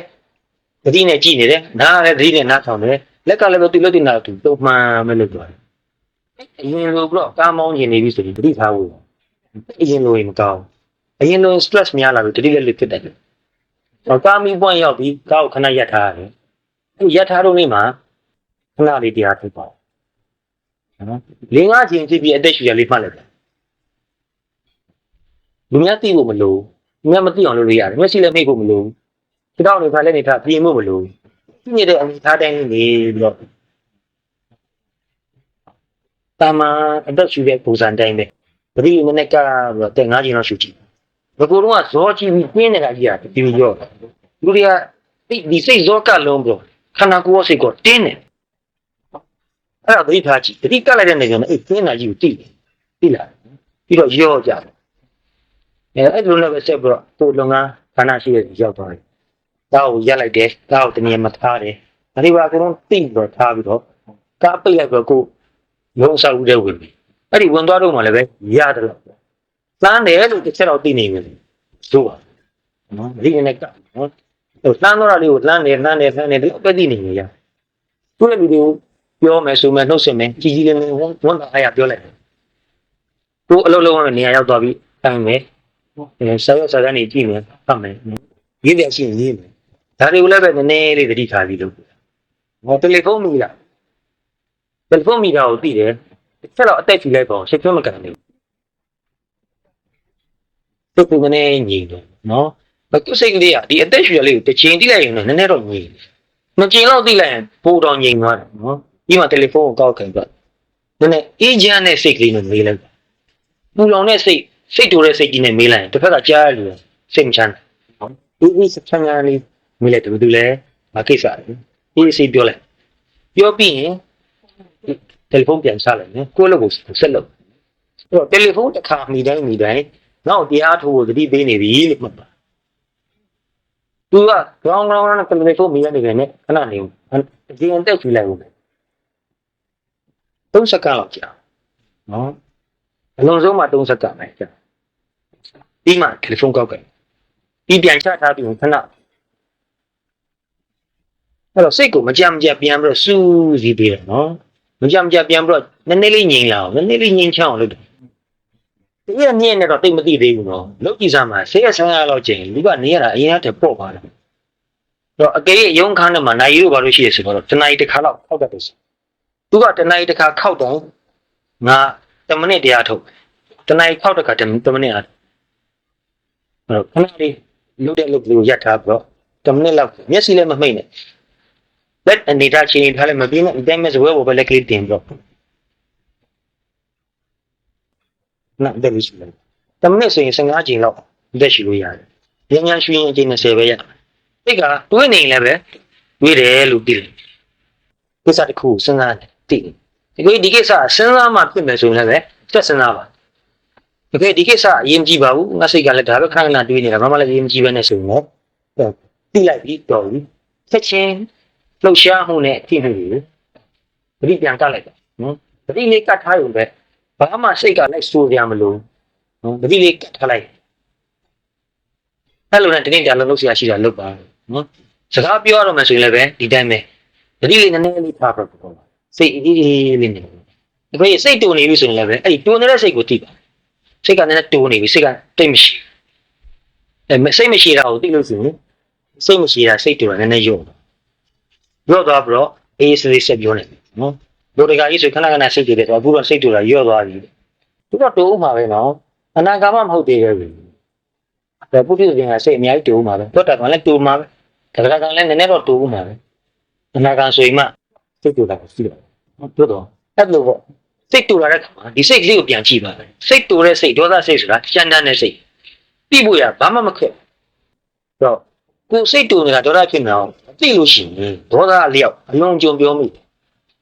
တစ်ဖက်ကမှလည်းစိတ်ထိခိုက်တယ်ကိုယ်မှလည်းဒေါသကြောင့်ကြမ်းတမ်းတဲ့အမူအရာတွေဖြစ်သွားတယ်ပြန်သိထားကြည့်ရင်ရှက်စရာတော့ dignity မရှိဘူးဒေါသဖြစ်ရင် dignity မရှိဘူးကိုကဒေါသနဲ့ပြောရလို့ခံလိုက်ရတဲ့ဒီမှာလည်းပဲ dignity မရှိဘူးဒီလက်ကုံသိခါထိခိုက်တယ်ကိုလက်ကုံသိခါထိခိုက်တယ်အဲ့တော့ပြောရမယ်ဆိုရင်ကြီးတီဖြစ်စေငယ်တီဖြစ်စေဘယ်သူ့ဖြစ်ဖြစ်အေးစစ်စစ်ပြောတာအကောင်းဆုံးပဲအဲ့တော့တတိလေးနဲ့ထားပြီးတော့စကားပြောပြီးမဘာပြောချင်တယ်လဲဘယ်လိုသဘောထားနဲ့ပြောချင်တယ်ကိုယ့်ရဲ့သဘောထားနော် attitude အဲ့ဒါကိုအမြဲတမ်းပြန်ကြည့်ပါဘာပဲလုပ်ဘာပဲပြောဘယ်လိုသဘောထားနဲ့ပြောမှာလဲ attitude တိတ်အရေးကြီးတယ်အဲ့လိုနဲ့တနေ့တာလုပ်ပြီးသွားပြီကိုကကားနဲ့အိမ်ပြန်လာပြီအဲ့ဒီလမ်းတစ်လျှောက်လုံးလဲတွားတော့ငါလိုပဲသတိလေးနဲ့ပြန်လာမယ်အိမ်ပြန်ရောက်ပြီးကားကိုသူ့နေရာမှာသူထားလိုက်ပြီဒီနေ့ဝင်လာမယ်တွေ့ရလို့ပြောမယ်ဆိုမှနှုတ်ဆက်မယ်ကလေးတွေတွေ့ရင်လည်းကိုသားသမီးနှုတ်ဆက်ရမယ်အိမ်မှာအမေတွေ့ရှိရင်သူတို့ဥစားပေးပြီးနှုတ်ဆက်ရမယ်အိမ်မှာကိုယ်စနီးကိုယ်ခွန်ပေါင်းရှိတယ်သူတို့လည်းပြောရမယ်ဆိုရမယ်နှုတ်ဆက်နှုတ်မဆက်လို့ရှိရင်ဘယ်နဲ့စိတ်ကမကြီးမတတ်ငါ့ကိုမဆက်ဘူးလားဆိုတာပြကြကလေးနာမရှိရရောက်တယ်အတိမမပြည့်ရရောက်တာတွေ့လိုက်ရင်သူတို့နဲ့နှုတ်ဆက်လိုက်ရတော့ဖြစ်နိုင်လို့ရှိဒီနေ့တော့အလုပ်ပြင်မှန်းလာပြီနော်ပြန်ရောက်တယ်တော့ချင်းခဏလောက်ခြေလက်စီးနေတာတိဒါကိုလည်းတတိလေးနဲ့လုပ်ပြီးတော့ခဏလေးဖြစ်ပြီးအေးရ။ဘာလို့ဖြစ်ပြီးအေးပြောဖြစ်ပြီးဒီအရေးခဏမတော်ဘူး။ဒီကောင်းမထိုင်နိုင်ဘူးဆိုရင်ခဏလေးအေးလိုက်တယ်။ပလက်ကလေးလဲနေတယ်။ဘာနာဘာနာတော့အထုတ်။တော့တရားအထုတ်တာထိုင်ပြောလဲအထုတ်လို့ရမယ်။အားလဲအထုတ်ရမယ်။အေးပြောလဲအထုတ်ရမယ်။နော်ဒီနေ့တောင်ဟို24နိုင်လုံးထိုင်နေနေမှာမဟုတ်ဘူး။လဲလျောင်းနေတဲ့ခါမှာလည်းပဲအဲ့ဒီလဲလျောင်းတဲ့အနေထားအတိုင်းပဲတရားထုတ်တုတ်တေဓမ္မဇာနာကာရီဟောဒီလို့ဖျောက်ထားတာရှိတယ်အိမ်နေတုံးမှာအိမ်မပြောခင်ကြားမှာတရားထုတ်အဲ့တော့အဲ့ဒီနေနဲ့တရားမထုတ်ကောင်းဘူးလို့မတွေးသင့်တရားမဖြစ်ရင်ဘာလုပ်မလဲစိတ်ကတွေးကြံပြီးတော့သူလောင်တဲ့ကိစ္စကိုတွေးတော့ဆင်းရဲစရာကြီးတွေးမယ်အဲ့တော့အဲ့ရကလေးနဲ့ခန္ဓာကိုယ်လည်းအနာပေးထားတယ်စိတ်ကိုလည်းပဲဒီကိစ္စမတွေးဘဲနဲ့ဒီအသက်ကြီးကလေးမှမကတ်ထားဘူးတော့အနာပေးထားတယ် 9 မိနစ်ဖြစ်ဖြစ်10 မိနစ်ဖြစ်ဖြစ်လုပ်ပါပြီးမှထသွားတော့တခြားလုပ်ရရှိတော့လုပ်တနေ့တန်လုံးအဲ့ဒါတွေညနေဘက်မှာလုပ်ရရှိရလုပ်ပြောရရှိတာပြောစားချင်းကြားပြီဆိုရင်စားကြတော့မယ်နော်တတိလေးနဲ့စားပါတတ်နိုင်တယ်လို့နော်လွတ်တော့လွတ်မယ်နော်မလွတ်ရဘူးလို့မဆိုဘူးတို့တော့သိနေတယ်လို့သိရအဓိကပါအဲ့လိုနဲ့ပြီးသွားပြီညအိယာဝင်တော့မယ်အိယာမဝင်ရင်ဒီနေ့နဲ့ပြီးတော့တရားထိုင်တယ်ခဏလေးဖြစ်ဖြစ်15မိနစ်ဖြစ်ဖြစ်တရားထိုင်နေအရှင်လုပ်ပါမကောင်းရင်လည်းတရားထိုင်ပါမတိုက်ရင်လည်းတရားထိုင်ပါမတွတ်တယ်လည်းတရားထိုင်ဘယ်လိုနဲ့လုပ်ပါများလိုက်တဖြည်းဖြည်းတို့တက်စိတ်ကလေးကပို့ပြီးတင်းငိမ့်လာတယ်အေးချမ်းလာတယ်ဟိုရောက်ပြောဖြစ်တာနဲလာတယ်ရောက်တော့ရောက်အောင်ပါပဲနဲလာတယ်နော်အဲ့လိုစိတ်ကဟိုရောက်ပြောဖြစ်တယ်ဟိုတွေ့ရချင်းလေအဲ့တွေ့တာကိုပူပြီးတော့သိလာတယ်ဘယ်တော့မှမသိတာတွေကိုတဖြည်းဖြည်းပိုသိလာတယ်နော်တော့တရားထုတ်တယ်ဆိုတာကြည့်အောင်လုပ်တာလည်းမဟုတ်ဘူးမပြည့်အောင်လုပ်တာလည်းမဟုတ်ဘူးဖြစ်နေတာကိုသိနေအောင်လုပ်တာနော်အဲ့ဒီသိတဲ့အားကောင်းလာလို့ရှိရင်အလိုလျောက်သူကကောင်းလာဘက်ကိုသွားတယ်စိတ်ကသိတဲ့အားကောင်းလာရင်ကောင်းတဲ့ဘက်ကိုသွားတယ်မသိလို့ရှိရင်အောက်သို့ရောနေမယ်အစိုးရတော့ကိုယ်တောင်ကသိတဲ့အားကောင်းလာပြီ mindful များဖြစ်တယ် absent minded မဖြစ်ဘူးအဲ့ဒါကိုယ်တောင်တော့တတိအားကောင်းလာလေစိတ်ကပို့ပြီးကြည်လင်လာလေအေးချမ်းလာလေတောင့်ဆွေးလာလေစိတ်ပူကြည်လင်အေးချမ်းလေတရားထုတ်ရတာပို့အရှင်ကြီးလေတရားထုတ်လေစိတ်ပူကြည်လင်လေပဲအဲ့ဒါသူ့ဟာသူအချိန်ရတာအရင်ကြီးတာအဲ့ဒါပြတ်မသွားဘူးတဲ့မရပ်ပါနဲ့ဘယ်တော့မှမရပ်ပါနဲ့ဒီရက်မှမပြတ်ပါဘူးတော့တနေ့တန်လုံးတနာကြီးမှ10မိနစ်ပဲထားအောင်နော်တတိကလို့ရှိတပြေးပြေးနဲ့ကိုယ့်ကိုယ်တတိထားမိလို့အရင်ကတည်းကပို့ပြီးပြင်းအရင်ကတည်းကပို့ပြီးအေးချမ်းလာအရင်ကတော့သိရမကောင်းအရင်ကတော့စိတ်မတည်တခုခုလောက်ရကြရတာဆိုစဉ်းစားရတာတွေးခေါ်ရတာဆိုပြောရတာဆိုပို့ပြီးတော့အမှားရင်ချွတ်ချော်မှုနည်းတယ်လူရင်းကိုရောက်သွားတယ်အကြောင်းကိစ္စတစ်ခုခုရှိရင်စဉ်းစားရတော့မယ်ဆိုရင်အရင်ကလိုအကြာကြီးစဉ်းစားမနေရတော့ခဏလေးစဉ်းစားလိုက်တာနဲ့အပြေထွက်လာတယ်ဒါတယောက်နှစ်ယောက်မဟုတ်ဘူးနော်အများကြီးလူတွေတွေ့တယ်ပြီးခဲ့တဲ့ဒီဇင်ဘာ19 မန်လေးမှာနေခဲ့တာအဲ့မှာတခါကြီးတောက်လို့ပြောလဲသူကတရားထုတ်တာ3နှစ်ကျော်လာနော်ဒီတော့အရင်တော့တဲ့လုံနဲ့ပတ်သက်ပြီးဇာတ်ဆက်ပြီးအမြဲတမ်းတွေ့ရတယ်လုံငန်းပန်ကြီးတာတော့တနေ့ကုန်တွေးနေမှာပဲငါအလုပ်ကအဆင်ပြေမယ်လို့ဒီလိုထင်ရတယ်အခုဒီဘက်3နှစ်လောက်တွင်းမှာတရားထုတ်တာလေ့ကျင့်များလာတဲ့ခါကျတော့အရင်လောက်လည်းမသိတော့လုပ်ဆရာရှိတဲ့ခါမှာဘာလို့ရမလဲဆိုတော့အလိုလိုသိတယ်ရက်ထွက်လုပ်လိုက်ရင်လည်းပဲအဆင်ပြေသွားတာပဲများနေတယ်သူစိတ်ကပူပြီးကြည်ရင်အေးချမ်းလာတာသူကညမင်းခင်တရားထိုင်နေမနေ့စောစောထားပြီးတရားသူပြောရတဲ့တခုမှတ်သားစရာကောင်းတာပါလေဆိုတော့ညဥပိုင်းမှာတရားမထိုင်မနဲ့အိတ်လိုက်လို့ရှိရင်တဲ့မနေ့မှထားပြီးတရားထိုင်နေမှုတော်တော်ခက်တယ်ခန္ဓာကိုယ်စိတ်ကိုလေးလာတယ်စိတ်မှာအားမပြေဘူးတရားထုတ်ပြီးမှအိတ်သွားလို့ရှိရင်ထုတ်ကြလည်းပဲခင်းခင်းချက်အိတ်လို့ပြောတယ်မနေ့ကျတော့လည်းကြီးကြီးလေးလေးလားဟာနိုးလာတယ်နိုးချင်းစိတ်ကတရားထုတ်လို့ဘူးခါရောက်ပြီးသားပဲအဲ့ဒီအချက်ကတော်တော်ကိုမှတ်သားဖို့ကောင်းတယ်နော်ဒါကတော့ဘုန်းကြီးတွေလည်းနည်းနည်းပါးပါးတော့ကျင့်မှုပါတယ်တိတော့ဘုန်းကြီးတွေမှာတရားထုတ်အချိန်အများကြီးရတယ်အများကြီးတော့ညလည်းပဲတရားထုတ်ရင်းနဲ့ပဲအိတ်သွားတာပဲကိုယ့်အတွက်တော့ဘုန်းကြီးတို့ကအပြီးစားမဟုတ်ပါဘူးဒီနေ့နိုးလည်းပဲသူကသူနိုးတာနဲ့အထွေရတာကြီးဖြစ်တာပဲမနေ့နိုးမှမဟုတ်ညတရေနိုးတဲ့ချိန်မှာလည်းပဲနိုးချင်းတတိဝင်လာပြီသိနေပြီအဲ့ဒီအဲ့ရနဲ့ပဲတရားထုတ်တာပြီးပြန်ပြန်သွားတာပဲတော့နည်းနည်းအတော့ကြီးလာတဲ့လူတွေပေါ့လေနော်ဒီကကြီးလောက်ဘုန်းကြီးတို့လောက်အသက်ရွယ်55ဆိုရင်လည်းပဲတညလုံးတရေနဲ့မိုးလင်းအောင်တော့အိတ်ဖို့မလွယ်ပါဘူးညမှာတရေတော့နိုးတာပဲတခါလေတရေတော့မကဘူး3-4ရေလောက်ပြန်နိုးတယ်ခဏလေးအိတ်ပြန်နိုးပြန်တော့ခဏလေးအိတ်ပြန်နိုးပြန်နိုးတိုင်းစိတ်ရတော့မှတရားထုတ်ရင်လည်းပြန်အိတ်ပါနော်ဒီကြားထဲမှာအချိန်လေးတွေကတန်ဖိုးရှိတယ်နော်9မိနစ်ဆိုတော့တန်ဖိုးကနဲတာမဟုတ်ဘူးအချိန်9မိနစ်ကဘဝ9မိနစ်နော်အချိန်ကဘဝအချိန်ကိုပြုံးတာဘဝကိုပြုံးတာတော့ဒီအချိန်လေးတွေကိုတန်ဖိုးရှိအတုံးချမယ်ဆိုရင်သိလာလိမ့်မယ်ဒီနေ့တခြားစိတ်ကပို့ပြီးချိန်လေးကျန်းလာတယ်အချိန်တန်ဖိုးကလည်းပို့သိလာ10မိနစ်လောက်ကလေးဖြစ်ပြီးတတိလေးနဲ့နေလိုက်လို့စိတ်ကလေးငြိမ်းချမ်းနေတာတော့တန်ဖိုးရှိတယ်တကယ်ဒီ10မိနစ်လောက်ချိန်လေးမှာတတိလေးနဲ့မနေလို့ရှိရင်စိတ်ကပို့ပြီးပေးမယ် လောဘဖြစ်เสียတွေ့မယ်ဒေါသဖြစ်เสียတွေ့မယ်စိတ်ဆင်းရဲเสียတွေ့မယ်စိတ်ပူเสียတွေတွေ့မယ်ဆင်းရဲနေမယ်ပြမနေမှာပဲနော်တမိနစ်ကလေးဒီဆင်းရဲတာပြမတာတွေတက်တာပြီးတော့တတိလေးနဲ့တီးပြီးတော့ရင်းချမ်းနေတာမကောင်းဘူးလားဘာရလဲဆိုတာမမေးနော်အဲ့ဒါရနေပြီပဲတီးနေတဲ့အချိန်မှာဒုက္ခနည်းနေပြီအဲ့ဒါရနောက်ထပ်ရနေတာတွေအများကြီးရှိတယ်ဒါပေမဲ့အဲ့ဒါနောက်မှရထားအောင်ဆိုအဲ့လိုတတိနဲ့နေတဲ့အလေးချင်းမိရှိလာအများလောက်လာတဲ့ခါကိုယ့်ကိုသိလာလိမ့်မယ်အေးလောက်လာတပည့်ရတကားတွေလည်းအဲ့လိုပဲပြောလာတယ်နော်အဲ့လိုရတဲ့လောက်အချိန်တရားထုတ်တဲ့ခါမှာအရင်ကလိုအလုပ်ကိစ္စကိုခေါင်းပူအောင်မစင်စားတော့ဘူးလှုပ်เสียပေါ်လာရင်ဘာလုပ်ရမလဲဆိုတာသိနေပြီအဲ့ဒါဗမာပြည်ကလူတွေမကဘူးနော်အမေရိကန်ကတကားကြီးတယောက်လည်းပြောတယ်သူကအင်္ဂလိပ်လိုပြောတာအဲ့ဒီပြောတာလေးကိုချက်ထားတယ်ဒီစီလည်းမပေါက်သေးလေးပါ everything went into place လို့ဆရာကြည့်တဲ့ကိစ္စတွေသူကသူအောင်ဝင်ကြပြစ်သွားတယ် and I just knew what I had to do ဘာလို့ရမလဲဆိုတော့အလိုလိုပဲသိနေတယ်သူအစင်မပြေတာမဖြစ်ဘူးလို့မဆိုလိုဘူးနော်အစင်မပြေတာတွေကပေါ်လာတယ်အဲ့လိုပေါ်လာတဲ့ခါမှာဘာလို့ရမလဲဆိုတာသိတယ်ပြီးပြီးတော့လုံးတင်တာတွေလုံးသွားတဲ့ခါမှာပြန်ပြီးတော့အစင်ပြေသွားတယ်အဲ့တော့အစင်မပြေတာဖြစ်လိုက်ဘာလို့ရမလဲဆိုတာသိတယ်အကောင်းဆုံးပြန်လို့တဲ့အစင်ပြေသွားတယ်ဆိုတော့ဘဝရဲ့သဘာဝပဲနော်လောကရဲ့သဘာဝဘဝရဲ့သဘာဝသူကပြီးရင်ပြည့်ရမယ့်သဘာဝတခုခုလောက်ခိုင်းရင်အစင်မပြေတာတော့ပေါ်လာဥပါအဲ့ပေါ်တိုင်းမှာအတိလေးနဲ့ညံလေးနဲ့တိပြီးတော့အစင်ပြေအောင်ကြိုးစားသွားမယ်ဆိုရင်ပိုပြီးတော့အစင်ပြေနော်စိတ်တွေစိုးမယ်ဒေါသတွေကြီးကြီးဖြစ်မယ်ဆိုရင်ပိုပြီးတော့အစင်မပြေတာတွေကများလာတယ်အဲ့တော့တတိယနေ့လေးအစင်မပြေတာဟာနည်းလေးလေးဖြစ်လာတော့ဖြစ်လာတဲ့အစင်မပြေတဲ့ကိစ္စလည်းပဲအရင်တော့မကြည့်ကြတော့နောက်တစ်ခုကလည်းကိစ္စကတော့ငကိုတိုင်းပဲနော်စိတ်ရဲ့သဘောထားပြောင်းသွားတယ်အရင်တော့ဒီကိစ္စလေးဖြစ်လာရင်မခံမရနိုင်တော့ဒေါသဖြစ်တယ်ဒုမလည်းပဲတောကတွေများလာတယ်စိတ်ပူလာတယ်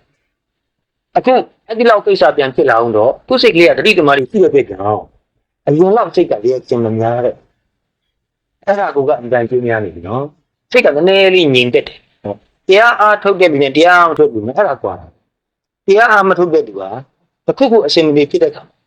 တစ်တော့ကကြီးတယ်မကျင်းမှုဒေါသလည်းအင်တန်ကြီးတယ်ဒီချက်မှာတခါတော့ဝင်ပြီးတော့ဘန်ဘော့သိဖြစ်တယ်နော်တရားအားထုတ်တဲ့တတိရှိတဲ့သူကပြဿနာတစ်ခုပေါ်လာပြီးအစင်မပြေတဲ့တစ်ခုပေါ်လာပြီးဆိုရင်ဒီကိစ္စကိုမြင်လိုက်တဲ့နဲ့ကြားလိုက်တော့သူ့စိတ်ထဲမှာဘာဖြစ်တယ်ဆိုတာသူသိလိုက်တယ်စိတ်ပူလာတယ်စိတ်လှုပ်ရှားလာတယ်အဲ့စိတ်လှုပ်ရှားရဲဆိုတာသိရတဲ့ကိုပဲစိတ်လှုပ်ရှားမှုတော့နည်းနည်းငြင်းလာဒီကိစ္စကိုနည်းနည်းလေးခွာပြီးတော့ကြည့်လို့ရတယ်နော်အနာကကြည့်လို့ရှိရင်တိတ်အမြင်မရှင်းဘူးနော်တချို့ကိစ္စနည်းနည်းလေးခွာလိုက်တော့ရှင်းလာတယ်နော်အဲ့တော့သူ့မှာခွာကြည့်နိုင်တဲ့ဉာဏ်နည်းနည်းရအဲ့ဒါကိုကတော်တော်အဆင်ပြေတာပဲဒါကြောင့်သူက emotionally သူက stable ဖြစ်လာတယ်စိတ်လှုပ်ရှားမှုကနည်းလာတယ် stable ပို့ဖြစ်တယ်အဲ့လိုနည်းနည်းလေးခွာကြည့်တဲ့အခါမှာpersonal သိမဖြစ်တော့နော်ပုံကိုကြီးတိတ်ကူစားမပေးတော့သူကဘာပဲငါကဘာပဲမဟုတ်ဘူးနဲ့ဒီကိစ္စတော့ဖြစ်လာပေါ်လာပြီပြဿနာတော့ပေါ်ပြီဘယ်လိုမှားရဆိုတာခဏတာဒါကိုအကောင်းဆုံးဖြစ်အောင်မလုပ်အဲ့ဒီလိုဖြစ်လာတာနော်အနိုင်ယူဖို့စိတ်မကူးတော့အနိုင်ရှုံးကိုမစဉ်းစားတော့နိုင်နာရှုံးတာပဓာနမဟုတ်ဘူးအကောင်းဆုံးဖြစ်ဖို့ကပဓာနအရေးကြီးဆုံးပဲအဲ့လိုလူဟာ bias နည်းလာပြီးတော့လုတ်မြကိစ္စကိုပုံကိုရေးထဲမတွေ့ဘဲနဲ့အကောင်းဆုံးဖြစ်အောင်ကြိုးစားရတဲ့ကြောင့်သူ့လုပ်ငန်းပိုအောင်မြင်သူကမြန်မြန်လူကြီးဖြစ်သွားဒီလိုသဘောထားနေတာအလုပ်လုပ်ကြည့်စမ်းပါမြန်မြန်လူကြီးဖြစ်တာသူ့မှာကလေးမဆန်တော့ဘူးလက်စားမရှိဘူးဘယ်သူမှ punish မလုပ်ပြဿနာဖြစ်လာရင်ပြဿနာကိုသူ့ကြည့်စင်းလူအထက်မစင်တော့အဲ့တော့တိုင်းပြည်ကိစ္စပဲဖြစ်ဖြစ်ဘယ်လိုကိစ္စပဲဖြစ်ပေါ့ပြဿနာတကယ်အဆင်ပြေခြင်းလူအထက်မစင်တော့လူကို punish လုပ်ဖို့မကြိုးစားပါပြဿနာကိုအကောင်းဆုံးပြန်ကြိုးစားပါအဲ့လိုဆိုရင်ကိုမှားတော့တဲ့လူကလည်းပဲသူ့ဟာသူတော့တိလာပါလိမ့်ဘုံမလို့ရှိရင်လူချင်းပုံကိုရေးအတက်လောက်တာနဲ့ပဲပြဿနာမပြေလေတော့ပြဿနာပိုကြီးသွားတတ်တယ်တော့အဲ့လိုတရားထုတ်တဲ့ဒီကြီးမားတဲ့လူကပြဿနာတစ်ခုရင်ဆိုင်တဲ့နေရာမှာအတ္တဆွဲမာနအဆွဲနည်းသွားတယ်အဲ့ဒါကိုကအဆင်ပြေဖို့ရအကြောင်းဒီလိုနဲ့ပဲရက်ရှိလာမြန်တရားထုတ်သွားလို့ရှိရင်ကြားလေးလေးတတိတမာတိကြီးလို့လေးဖြစ်လာမယ်အချိန်ပိုပေးနိုင်လို့ရှိရင်တော့တမာတိအားကောင်းတဲ့ခါမှာတိတိုင်းသူ့သဘောလေးကိုပဲမြင်လာလိမ့်မယ်လှုပ်ရှားမှုဆိုရင်လှုပ်ရှားမှုသဘောတစ်သက်ဖြစ်လာတယ်ပုဂ္ဂိုလ်တော်မဟုတ်တော့လက်ချီဆိုတော့ပျောက်သွားနော် အဲ့လိုပဲဝေဒနာ sensation ဆိုလည်းပဲဝေဒနာတက်ပဲ sensation တက်ပဲငါဝေဒနာမဟုတ်တော့ impersonal ဖြစ်လာတာနော်သူကအတ္တဆိုရင်ကျင်းလာတယ်ဘာကိုကြည့်လိုက်သူ objective ပို့ဖြစ်တယ် bias မရှိဘဲနဲ့ပုဂ္ဂိုလ်ဆိုတဲ့အနေအထားနဲ့မဟုတ်ဘဲနဲ့ဒီတိုင်းမျှတတဲ့ဓမ္မဒိဋ္ဌံဆိုတော့အဲ့လိုအမြင်မျိုးရှိလာတယ်အဲ့တော့ခန္ဓာကိုယ်မှာဖြစ်တာတွေစိတ်တော်မှာဖြစ်တာတွေကိုပြန်ကြည့်ရင်ကိုပဲပုဂ္ဂိုလ်ဆိုတော့မဟုတ်ပါလားဆိုတော့ပိုသိလာလိမ့်မယ်နော်အကျဉ်းချုံပြောတာပါပဲနော်အသေးစိတ်ပြောမှဆိုရင်သင်သိမရတယ်လို့အကုန်အသေးစိတ်ပြောရင်နားလည်မှလည်းမဟုတ်ဘူးတော်ကိုလောက်တဲ့ဒီမှာပဲကြုံမှုရလို့ဆိုရင်မပုံနားလည်နော်အဲ့လိုနဲ့ရက်ရှည်လာမြဇက်တိုက်တာတရားထုံလို့ရှိတော့မြန်မြန်အတိညာရင်းချက်မျိုးတို့ရောက်တယ်အခုပြောသလိုနေ့စဉ် daily life မှာရသလားစူးစမ်းနေမှသာမနဲ့ဆိုတော့ထပြီးတရားထိုင်လည်းပဲဒီနေ့လုံးလှုပ်ရှားသွားတယ်တတိကပြနေတယ်ညမိခင်မှာတရားထိုင်မယ်ဆိုလဲနည်းနည်းတော့ညီတယ်ဒီနေ့တာလုတ်ခဲ့တဲ့ကိစ္စတွေကောင်းတော့မှတော့ပြန်ပေါ်မယ်နော်ပေါ်ရင်ပေါ်ပါစေပေါ်ရင်သိတယ်အရေးမကြည့်ရင်သွားတော့အရေးကြီးမှတ်ထားလိုက်ပြီးတော့တရားဆက်ထိုင်မယ်ပေါ်လာတယ်သိတယ်အရေးမကြည့်ရင်သွားတော့အရေးကြီးရင်တော့မှတ်ထားမယ်အဲ့လိုနဲ့တရားထွင်ရင်လည်းငင်းချင်ချင်လေးအိတ်သွားပြီနည်းနည်းချက်အိတ်ပြော sound sleep ရတယ်မနေ့စောလို့တဲ့ခါမှာအားပြေးပြီးစိတ်ရောခန္ဓာကိုယ်ရောအားပြေးပြီးကြီးကြီးလေးလေးလို့လာတယ်လုံးချင်းသိတာနဲ့တရားထုတ်တယ်နောက်မှထပြီးတော့တတိလေးနဲ့အကုန်လုံးလုပ်တယ်တရားရှိခိုးတယ်မေတ္တာပို့တယ်ခဏတရားထိုင်အောင်မယ်နော်အဲ့ညမနဲ့နှစ်ချိန်တော့15မိနစ်ဖြစ်ဖြစ်တရားထိုင်တာနိုင်ဝက်လောက်ထိုင်နိုင်တော့အင်တန်ကျိုးများတယ်နော်ဒီမန်းလေးမှာတွေ့ခဲ့တဲ့ဒကာကြီးတယောက်ဆိုရင်နေ့လယ်မှာတစ်ခါတရားတနင်္လာနေ့လောက်မှာထွန်းစားပြီးရင်တစ်ခါတရားထိုင်သူပြောတယ်အဲ့ဒီအချိန်မှာတရားထိုင်လိုက်လို့ရှိရင်တဲ့နောက်ညဘက်မှာလုပ်ရမယ့်အလုပ်ကတော်တော်များတာဟိုမဟုတ်တော့လည်းသူကဆက်လုပ်အောင်ခွန်နိုင်ရှင်းတဲ့အကြီးရောက်တတ်တယ်တောင်းကြည့်တယ်အဲ့ဒီညနေဘက်လုပ်ရမယ့်အလုပ်တွေကိုတဲ့အားပြည့်အကယ်နေ့လယ်မှာခဏတရားမထိုင်လို့ရှိရင်ညနေဘက်ရောက်တဲ့ခါကျတော့သူကတော်တော် down သွားပြီမထီချခင်ကျသွားတယ်ပဲအမတန်ရုန်းကန်လို့ရတော့အမတန်ပင်မနေဒီလူကလည်းပဲနည်းနည်းလေးနှလုံးအားနေတဲ့ယောဂရှိတယ်အရင်တော့ကနည်းနည်းangina လို့ခေါ်လာပါလားအဲ့လိုမျိုးဖြစ်ဘူးလေနော် ischemic လာခေါ်လာမသိပါဘူးနော်အဲ့လိုဖြစ်ဘူးတော့စိတ်လှုပ်ရှားမှုများလာလို့ရှိရင်သူ့ heart ကမနိုင်တော့နော်စိတ်ကိုနည်းနည်းအေးအောင်လုပ်လို့ရှိရင် heart ကအချိန်ပိုကောင်းလာတယ်တော့သူဘယ်လိုပြောလဲဆိုတော့အဲ့လိုတစ်နေ့3ချိန်တရားမှန်ထိုင်လို့ရှိရင်စိတ်တော့ရတာနည်းတယ်ဒီအနိုင်ဆိုလို့ရတယ်သုံးပုံလုံးလောက်ပြောချလို့ရတယ်တရားမဖြစ်လို့ရှိရင်တော့စိတ်တွေအများကြီးတော့အလုံးလုံးနေတော့မှလည်းပဲသူကတတိလေးနဲ့ကိုလုံးလုပ်အလုံးလုံးတော့မှတတိနဲ့လုပ်လို့ရှိရင်ကိုယ်အလုပ်ထဲမှာကိုယ်တဲ့ရာလူကြီးတဲ့လူနဲ့လည်းပဲတွေ့ရဆုံးရတယ်ပြောဆိုစစ်ဆန်းရတယ်ကိုယ်အောက်လူနဲ့လည်းပဲတွေ့ရဆုံးရပြောရဆိုဆက်တာအဲ့တော့ကိုယ်တဲ့ရာလူကြီးတဲ့လူနဲ့တွေ့လိုက်ကောင်သူကဘာများပြောမလဲဆိုတာကိုစိုးရင်လည်းစိတ်ရှိတယ်သူလုပ်ခဲ့တဲ့ကိစ္စတွေကိုသူကျင့်နိုင်ရလားဘာများတော့အပြစ်တင်မလဲတောကရှိတယ်နော်တောကရှိနေတဲ့လူရဲ့အမူအရာပဲနဲ့ဒီငြိမ်မှုမရှိဘူးအညာမှုမရှိဘူးပြည်လည်မှုမရှိဘူးနော်ကိုယ်ရင်းနဲ့မျက်နှာကြီးကပေါ်နေအဲ့ဒီမျက်နှာဒီရှိတယ်ဒီမရှိဘူးနော်အဲ့တော့အဲ့ဒီတခါကြီးကဘယ်လိုပြောလဲဆိုတော့တတိလက်လေးဖြစ်နေတဲ့ခါမှာတဲ့သူ့ရဲ့အချိန်ဟွာကကိုကို overwhelm လုပ်သွားတယ်ဒါသူသုံးတဲ့စကားပဲနော်သူသုံးတဲ့စကားနဲ့သူသုံးတဲ့အတန်တွက်ပဲ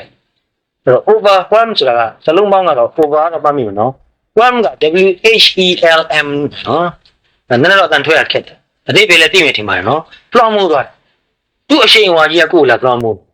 အဲ့တော့ကိုယ်အမူအရာကြီးကကျွတ်ကျွတ်လေးဖြစ်သွားတယ်ဒီမရှိဘူးနော်သူကိုယ်တိုင်ဒီပြောတော့ရကြောင်းနော်အဲ့ကိုယ့်ကိုယ်ချင်းစာကြည့်ပြန်တွေးကြည့်ဟုတ်တယ်လားမဟုတ်ဘူးဟုတ်တယ်နော်သူတတိနဲ့လောက်တဲ့ခါကျတော့တဲ့ကိုယ့်ထက်ကြီးတဲ့လူဖြစ်ပေမဲ့လည်းသူ့ကိုလေးလေးစားစားလေးပြောတယ်အမတန်အိန္ဒိယနဲ့ကိုပြောနေတာပြောတယ်ကိုလို့ချင်တယ်သူဘာလုပ်ထားလဲဆိုတော့ပြောပြလိုက်တယ်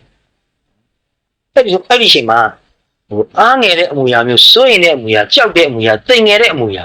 inferiority feeling မရှိဘူးသူ့ကိုမလေးစားတာမဟုတ်ဘူးနော်သူ့ကိုလေးစားတယ်ဒါပေမဲ့ကိုယ့်ကိုယ်လည်းလေးစားမှုရှိတယ်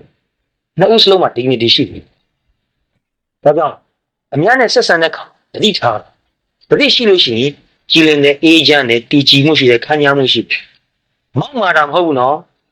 တတိရှိတဲ့အခါမောက်မာတာမဟုတ်ဘူးတတိရှိတဲ့လူကနုံညံ့တယ်နုံညံ့တာနော်ပြော့ညံ့တာမဟုတ်ဒီကားလုံးလေးရဲ့ချမ်းသာမှုကိုသိချက်တော့ပေါက်စေပြော့ညံ့သွားတာမဟုတ်နုံညံ့တယ်ဒါပေမဲ့အခုနုံညံ့မှုမှာတ ချက်ထောက်ထားမှုရှိတယ်ဘုညာမီဒီမှာခံခတ်တယ်ဒီမှာ inferiority feeling မရှိ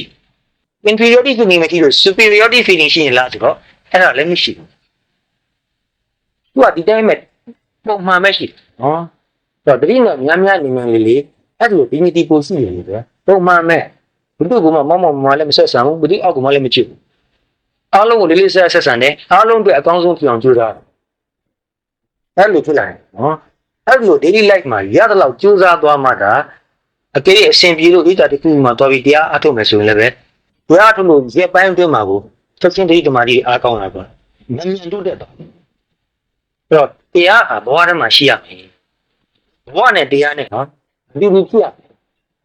နေ့စဉ်တွိုင်းလိုင်းလုံးကိုင်းဆိုင်တောင်းပြဲဆိုရင်ဒီထက်မှတတိပါသွားလောဘဖြစ်နေမှသိရမယ်ဒေါသဖြစ်နေမှသိမယ်ဟောဒါဘုရားဟောနေတယ်နော်အဲ့တော့ဘုရားကနေရာမရွေးဖို့အချိန်မရွေးဖို့မှာခဲ့တာနော်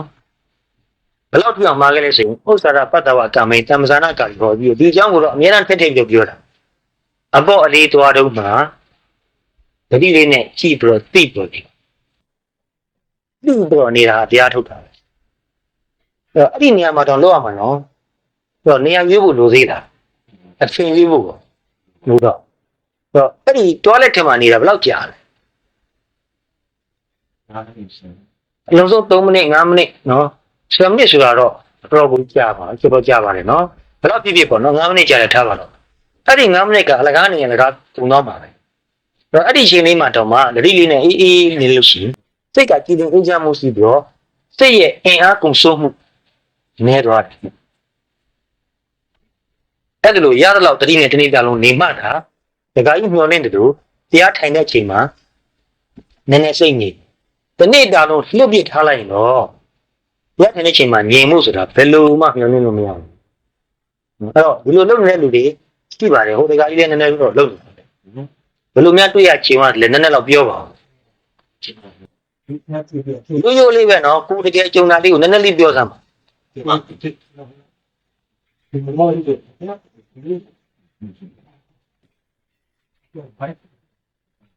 အရင်တော့တတိမဲ့မနေကြဘူးကဘယ်လိုနေလဲအခုတတိနဲ့နေတဲ့အချိန်လောက်လာပြီးနောက်ပိုင်းမှာဘာလို့ပြောင်းလဲလာရှိပါဒီတော့ဒီလာတော့တာတင်းပြီးပြီးတော့ဒီမှာဒီလိုဒီလိုလို့တော့ညာ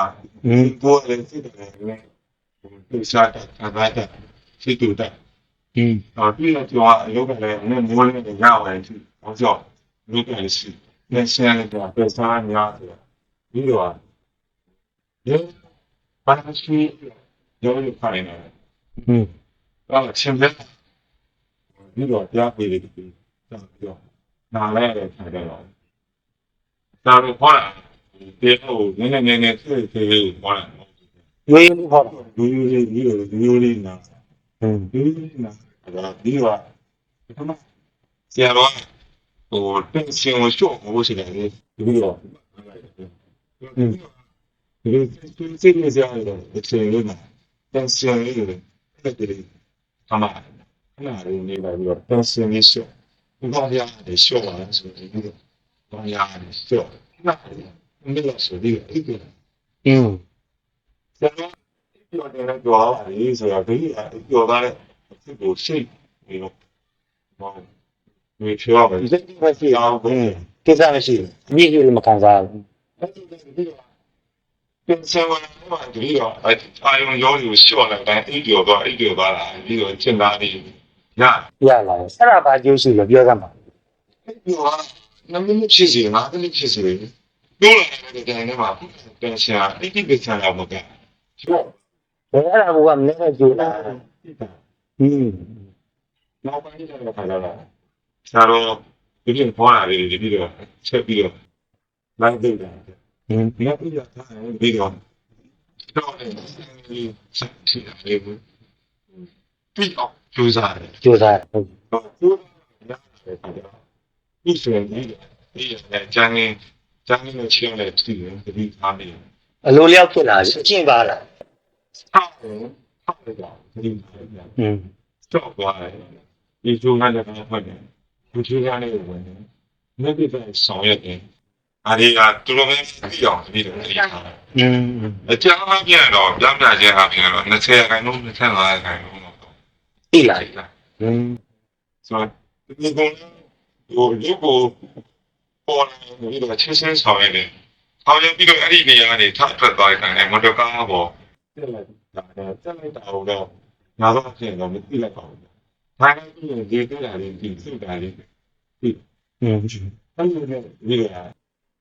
ဟိုဒီနှစ်လာပါဆိုလို့ရှိရင်ဒီတော့လုံးလေးဟာလာဖြစ်တဲ့ပုံစံမျိုးတွေညွှန်းကြတယ်စတီးဒါနေပါလေးငါစင်ပြရတဲ့ဒီလိုမျိုးလည်းကိုစင်ကြီးလောက်တာပဲစင်ကြီးလောက်တာ ရှင်လေးလောက်တော့ လုံးနဲ့တော့မပြတ် ဟုတ်တာ ဒါနဲ့ဘယ်လိုခဏလေးလာတော့ရှင်လေးပါခဏလေးပြီးဖို့အားလုံးရှိထိုင်နေတာဒီကြောနဲ့နောက်မင်းနဲ့ပြည်နေတာလေတွန်းနေတွန်းနေတာအဲ့ဆက်လည်းရှောက်တယ်ဒီပါဒီဆရာကဒီလိုတကယ်စစ်ပေါ်ရပြောပါရအလုပ်နဲ့ဘာလို့ဆိုတော့ဒီလိုစတိုးစစ်ပေါ်ဒီတော့ဒီလိုရမ်းတာကိုဆွဲလိုက်တယ်ဒီတော့ဒီလိုဆက်ဖတ်တယ်ဒီလိုဒီလိုလမ်းဆောက်တာလေမှတ်ထားမိဒီလိုဆောက်ပြီးတော့တော့ဆောက်လာတယ်ဒီလိုဝန်ချင် အေးပြေတော့လောက်ခြေလမ်းလေးကိုသိလား ပြီးပါ သိတယ်ဟုတ်ပြီခုနကတော့ဖြစ်တဲ့ဒေါသဟာ မရှိတော့ နင်းသွားတယ် ကျွန်တော်ဒီ တော့အဲ့လိုပဲလုပ်သွားမှာနော်အကယ်၍သာဒီလိုသိမထားရင်ဒါအကြာကြီးသွားတော့တနေ့လုံးနဲ့ပြင်မမယ်အခုလိုပြုံးနေစိတ်တူစရာဖြစ်လာလို့ရှိရင်လည်းပဲပူပလခမ်းမှာအဲ့တော့ပြည့်ရဲ့အတွက်ကြောင့်ဖြစ်ကြောမရှိဘူး ဒီပါ ဝင်ဖြစ်เสียအကြောင်းရှိရင်တော့ဖြစ်လိုက်သေးတာပဲနော်ဖြစ်ကြောမရှိဘူး မင်းစားတယ်ကျွန်တော်ဟောတယ်တောင်းပါတယ်မင်းစားတယ်ချင်းတယ်ကျန်တာဖတ်ခိုင်းဖတ်တာဒါကြောင့်လာလာ စတဲ့တဲ့ဝါဝါအဲ့ဒီတိထား သိထားရိုးရိုးလေးနော် ဒီမှာဒီနေ့ကျတော့ပို့မြင်တယ်ဝါနေရောဒီကတော့ကြားတယ်ဒါပေမဲ့ဒီလိုချင်းကြီးပေးမှထိုင်တော့မြင်တယ်ဒါလေးတစ်ခုစီတစ်ခုစီ သိ စိတ်ကြီးမှာတော့ဒီလိုမကျေတော့ဒီစိတ်ကြီးဆွဲမြင်တိထား ဒါပေါ့တစ်ခါနေလက်ခတ်ကြဲကြဲပေါ့လေ ဒါမှ တစ်ခါနေလက်ခတ်စစ်စစ်ပြီးတော့နေရမှာဒါကြောင့်မလုပ်သေးတဲ့အကြောင်းတွေပဲဒီတကယ်ချင်းတွေလှုပ်ဆွရှင်တွေရိုးရိုးလေးပဲလှုပ်ကြည့်ပါဦးတိတ်လက်လောဘမကြည့်ပါနဲ့ငင်းချင်းရချင်းလဲဟိုတရားသူရမယ်လို့အာမမခံပါဘူးတကယ်နဲ့ရမယ်လို့အာမမခံနိုင်ဘူးတလနဲ့ရမယ်လို့လည်းအာမမခံနိုင်ဘူးတစ်နှစ်နဲ့ရမယ်လို့လည်းအာမမခံဘူးသို့တော့လှုပ်ကြည့်ရင်တော့ကိုယ့်ဘဝမှာဆက်ဆက်ရပြောင်းလဲလာတယ်ပြကြလာတယ်ဘဝရဲ့အရေးသွေးတွေတိုးတက်လာလိမ့်မယ်အဲ့ဒါလို့ဟိုစိတ်အေးချမ်းမှုစိတ်ကြည်လင်မှုပူပြီးတော့ရလာလေလေတရားထုတ်ရတာပူပြီးတော့လွယ်လွယ်လေးဖြစ်လာတယ်နော်တရားထုတ်အောက်တာပူပြီးအားထုတ်နိုင်လေလေပူပြီးတော့စိတ်အေးချမ်းမှုကြည်လင်မှုရတယ်အဲ့သူ့အရှိန်နဲ့သူသွားတော့တာလေနောက်ကြာရင်မလုပ်ပါနဲ့ဆိုလို့မရတော့အခုဘုံဝင်ထုံးတရားမထုတ်ပါနဲ့ပြောရင်မနဲ့လို့ ဖះမနေနိုင်တော့ဘူးဖះ မနေနိုင်တော့ဘူးမရဘူးဒါမလုပ်လို့မဖြစ်ဘူး တရားထိုင်တော့ဖះရင်ထိုင်ဘူးတော့စိတ်ကမငြိမ်တော့ညှိတယ် ဟင်း ရှိရပြန်လာတော့တတိယကမကြည့်ဘူးဗျာ။နောက်ကျတော့အဖို့တော့ပါသိဆိုတာပြန်တက်တယ်ဘောရှိတယ်ပြတ်ပါတယ် ဟင်း ။ဒီတောင်ပြတ်တယ်ပြုံးတောင်ဆွဲယူပါ ဟင်း ။ဒီလိုခဏလေးနေလာတယ်။ဘောတော်ပေါ်ပါပါဖြစ်တယ်။နောက်ပြန်လာတယ်ဗျာ တန်ဒီ ။ပေါ်မှာဒီတော့ဟိုဘောဒီမှမထားတော့ဘူး။နေတာလား သူ့ကိုတိပြီးတော့ပဲနေတာနော်အဲ့ဒီမှာတရားမထုတ်သေးတဲ့တာမန်လူတွေနဲ့တရားထုတ်လာတဲ့လူတွေနဲ့စိတ်ပြန့်ပုံချင်းတော့မတူဘူးဟောတရားအားမထုတ်တဲ့လူကစိတ်ပြန့်ပုံကပို့ပြီးတော့ရောက်ရက်ခတ်တယ်ဟောအဲ့စိတ်ပြန့်လို့တဲ့ထဲမှာဖြစ်ပေါ်နေတဲ့ဒေါမနတာကိုလည်းသူကပို့ပြီးတော့ပြင်းပြင်းထန်ထန်ခါတရားအားထုတ်လာတဲ့လူက စိတ်ပြန့်လွင့်ပုံကစားအရင်ကနဲ့စားမယ်ဆိုရင်နည်းနည်းလေးစီကန်းရှိနည်းနည်းလေးနှေးသွားတယ်ဖြစ်တယ်သူပြန့်လွင့်တာကိုလည်းသူကလိုက်တော့သိနေတယ်ပိုသိရတယ်လေဒီပြန့်လွင့်နေဆိုတာထားတဲ့နေရာမှာမနေတာကိုပြောတာနော်ဒီပြန့်လွင့်သွားတဲ့အကြောင်းအရာနဲ့ပတ်သက်ပြီးလည်းနောက်ကနေလိုက်ကြည့်နေလို့ရတယ်ရမှမလို့အဲ့ဒါကိုလိုက်ကြည့်လို့မရဘူးပြန့်လွင့်တာတော့ပြန့်လွင့်နေတယ်အဲ့ဒါကိုတေချာမသိဘူးဒါတတိကောင်းလာတဲ့လူကတခုခုတွေးနေပြီဆိုတော့မှအဲ့ဒီအတွေးနောက်ကိုအသာလေးလိုက်လို့ရတယ်လုံးချင်းတစ်လုံးချင်းသိစိတ်တတိအားကောင်းလာပြီဆိုရင်တော့သိတဲ့နေရာမှာတင်ချက်ချင်းရသွားတယ်တတိအားကောင်းအောင်ပဲပို့လို့ရမယ်ပြန့်လွင့်တော့မပြန့်လွင့်အောင်လုံးလုံးတားလို့မရဘူးနော်ပြန့်လွင့်မှန်းကိုပို့ပြီးတော့သိနိုင်အောင်ပဲကြိုးစားတော့ဘုရားဟောတက်တယ်ပဲရှိတယ်ဝိကိတံဝါစိတ်တံဝိကိတံစိတ်တံတိပဇာနာတိတဲ့ပြန့်လွင့်လှုပ်ရှားတဲ့စိတ်ကိုပြန့်လွင့်တဲ့လှုပ်ရှားတဲ့ရှားတဲ့စိတ်ကိုရွေးသိ၏တဲ့တော့ဒီလိုစကားလုံးနေနဲ့လိုက်ပြီးတွေးပြီးတော့သိတာတော့မဟုတ်ဘူးနော်ပြန့်လွင့်နေတဲ့စိတ်ဖြစ်လာတဲ့ခါမှာတခုခုတွေးနေတဲ့ခါမှာအဲ့ဒီတခုခုအာယူပြောင်းပြီးတော့တွေးနေတာလေးနောက်ကနေလိုက်သိတယ်ပြီးနေတော့ပဲသိအောင်ကြိုးစားကြည့်ပါပြောတော့လည်းတော့မရှင်းနိုင်ဘူးဒီကိစ္စတကယ်လှုပ်ချင်းလှုပ်ချင်းနေမှာအလုတ်ကတင်ပါလိမ့်တော့တွေးရတာစဉ်းစားရတာအစအရင်ကတော့မတူဘူးတွေးတင်စဉ်းစားတဲ့အလောက်ကံအကြောင်းကိုစဉ်းစားရမှာလည်းပဲတတိအားကောင်းလာတဲ့လူကစဉ်းစားပုံဟာပို့ပြီးတော့စနစ်တကျရှိတယ်ပို့ပြီးတော့ဥတီချက်ဖြောင်းတယ်ဒုမအလောက်ကိစ္စစဉ်းစားရင်စားဘက်ကိုရောက်တာ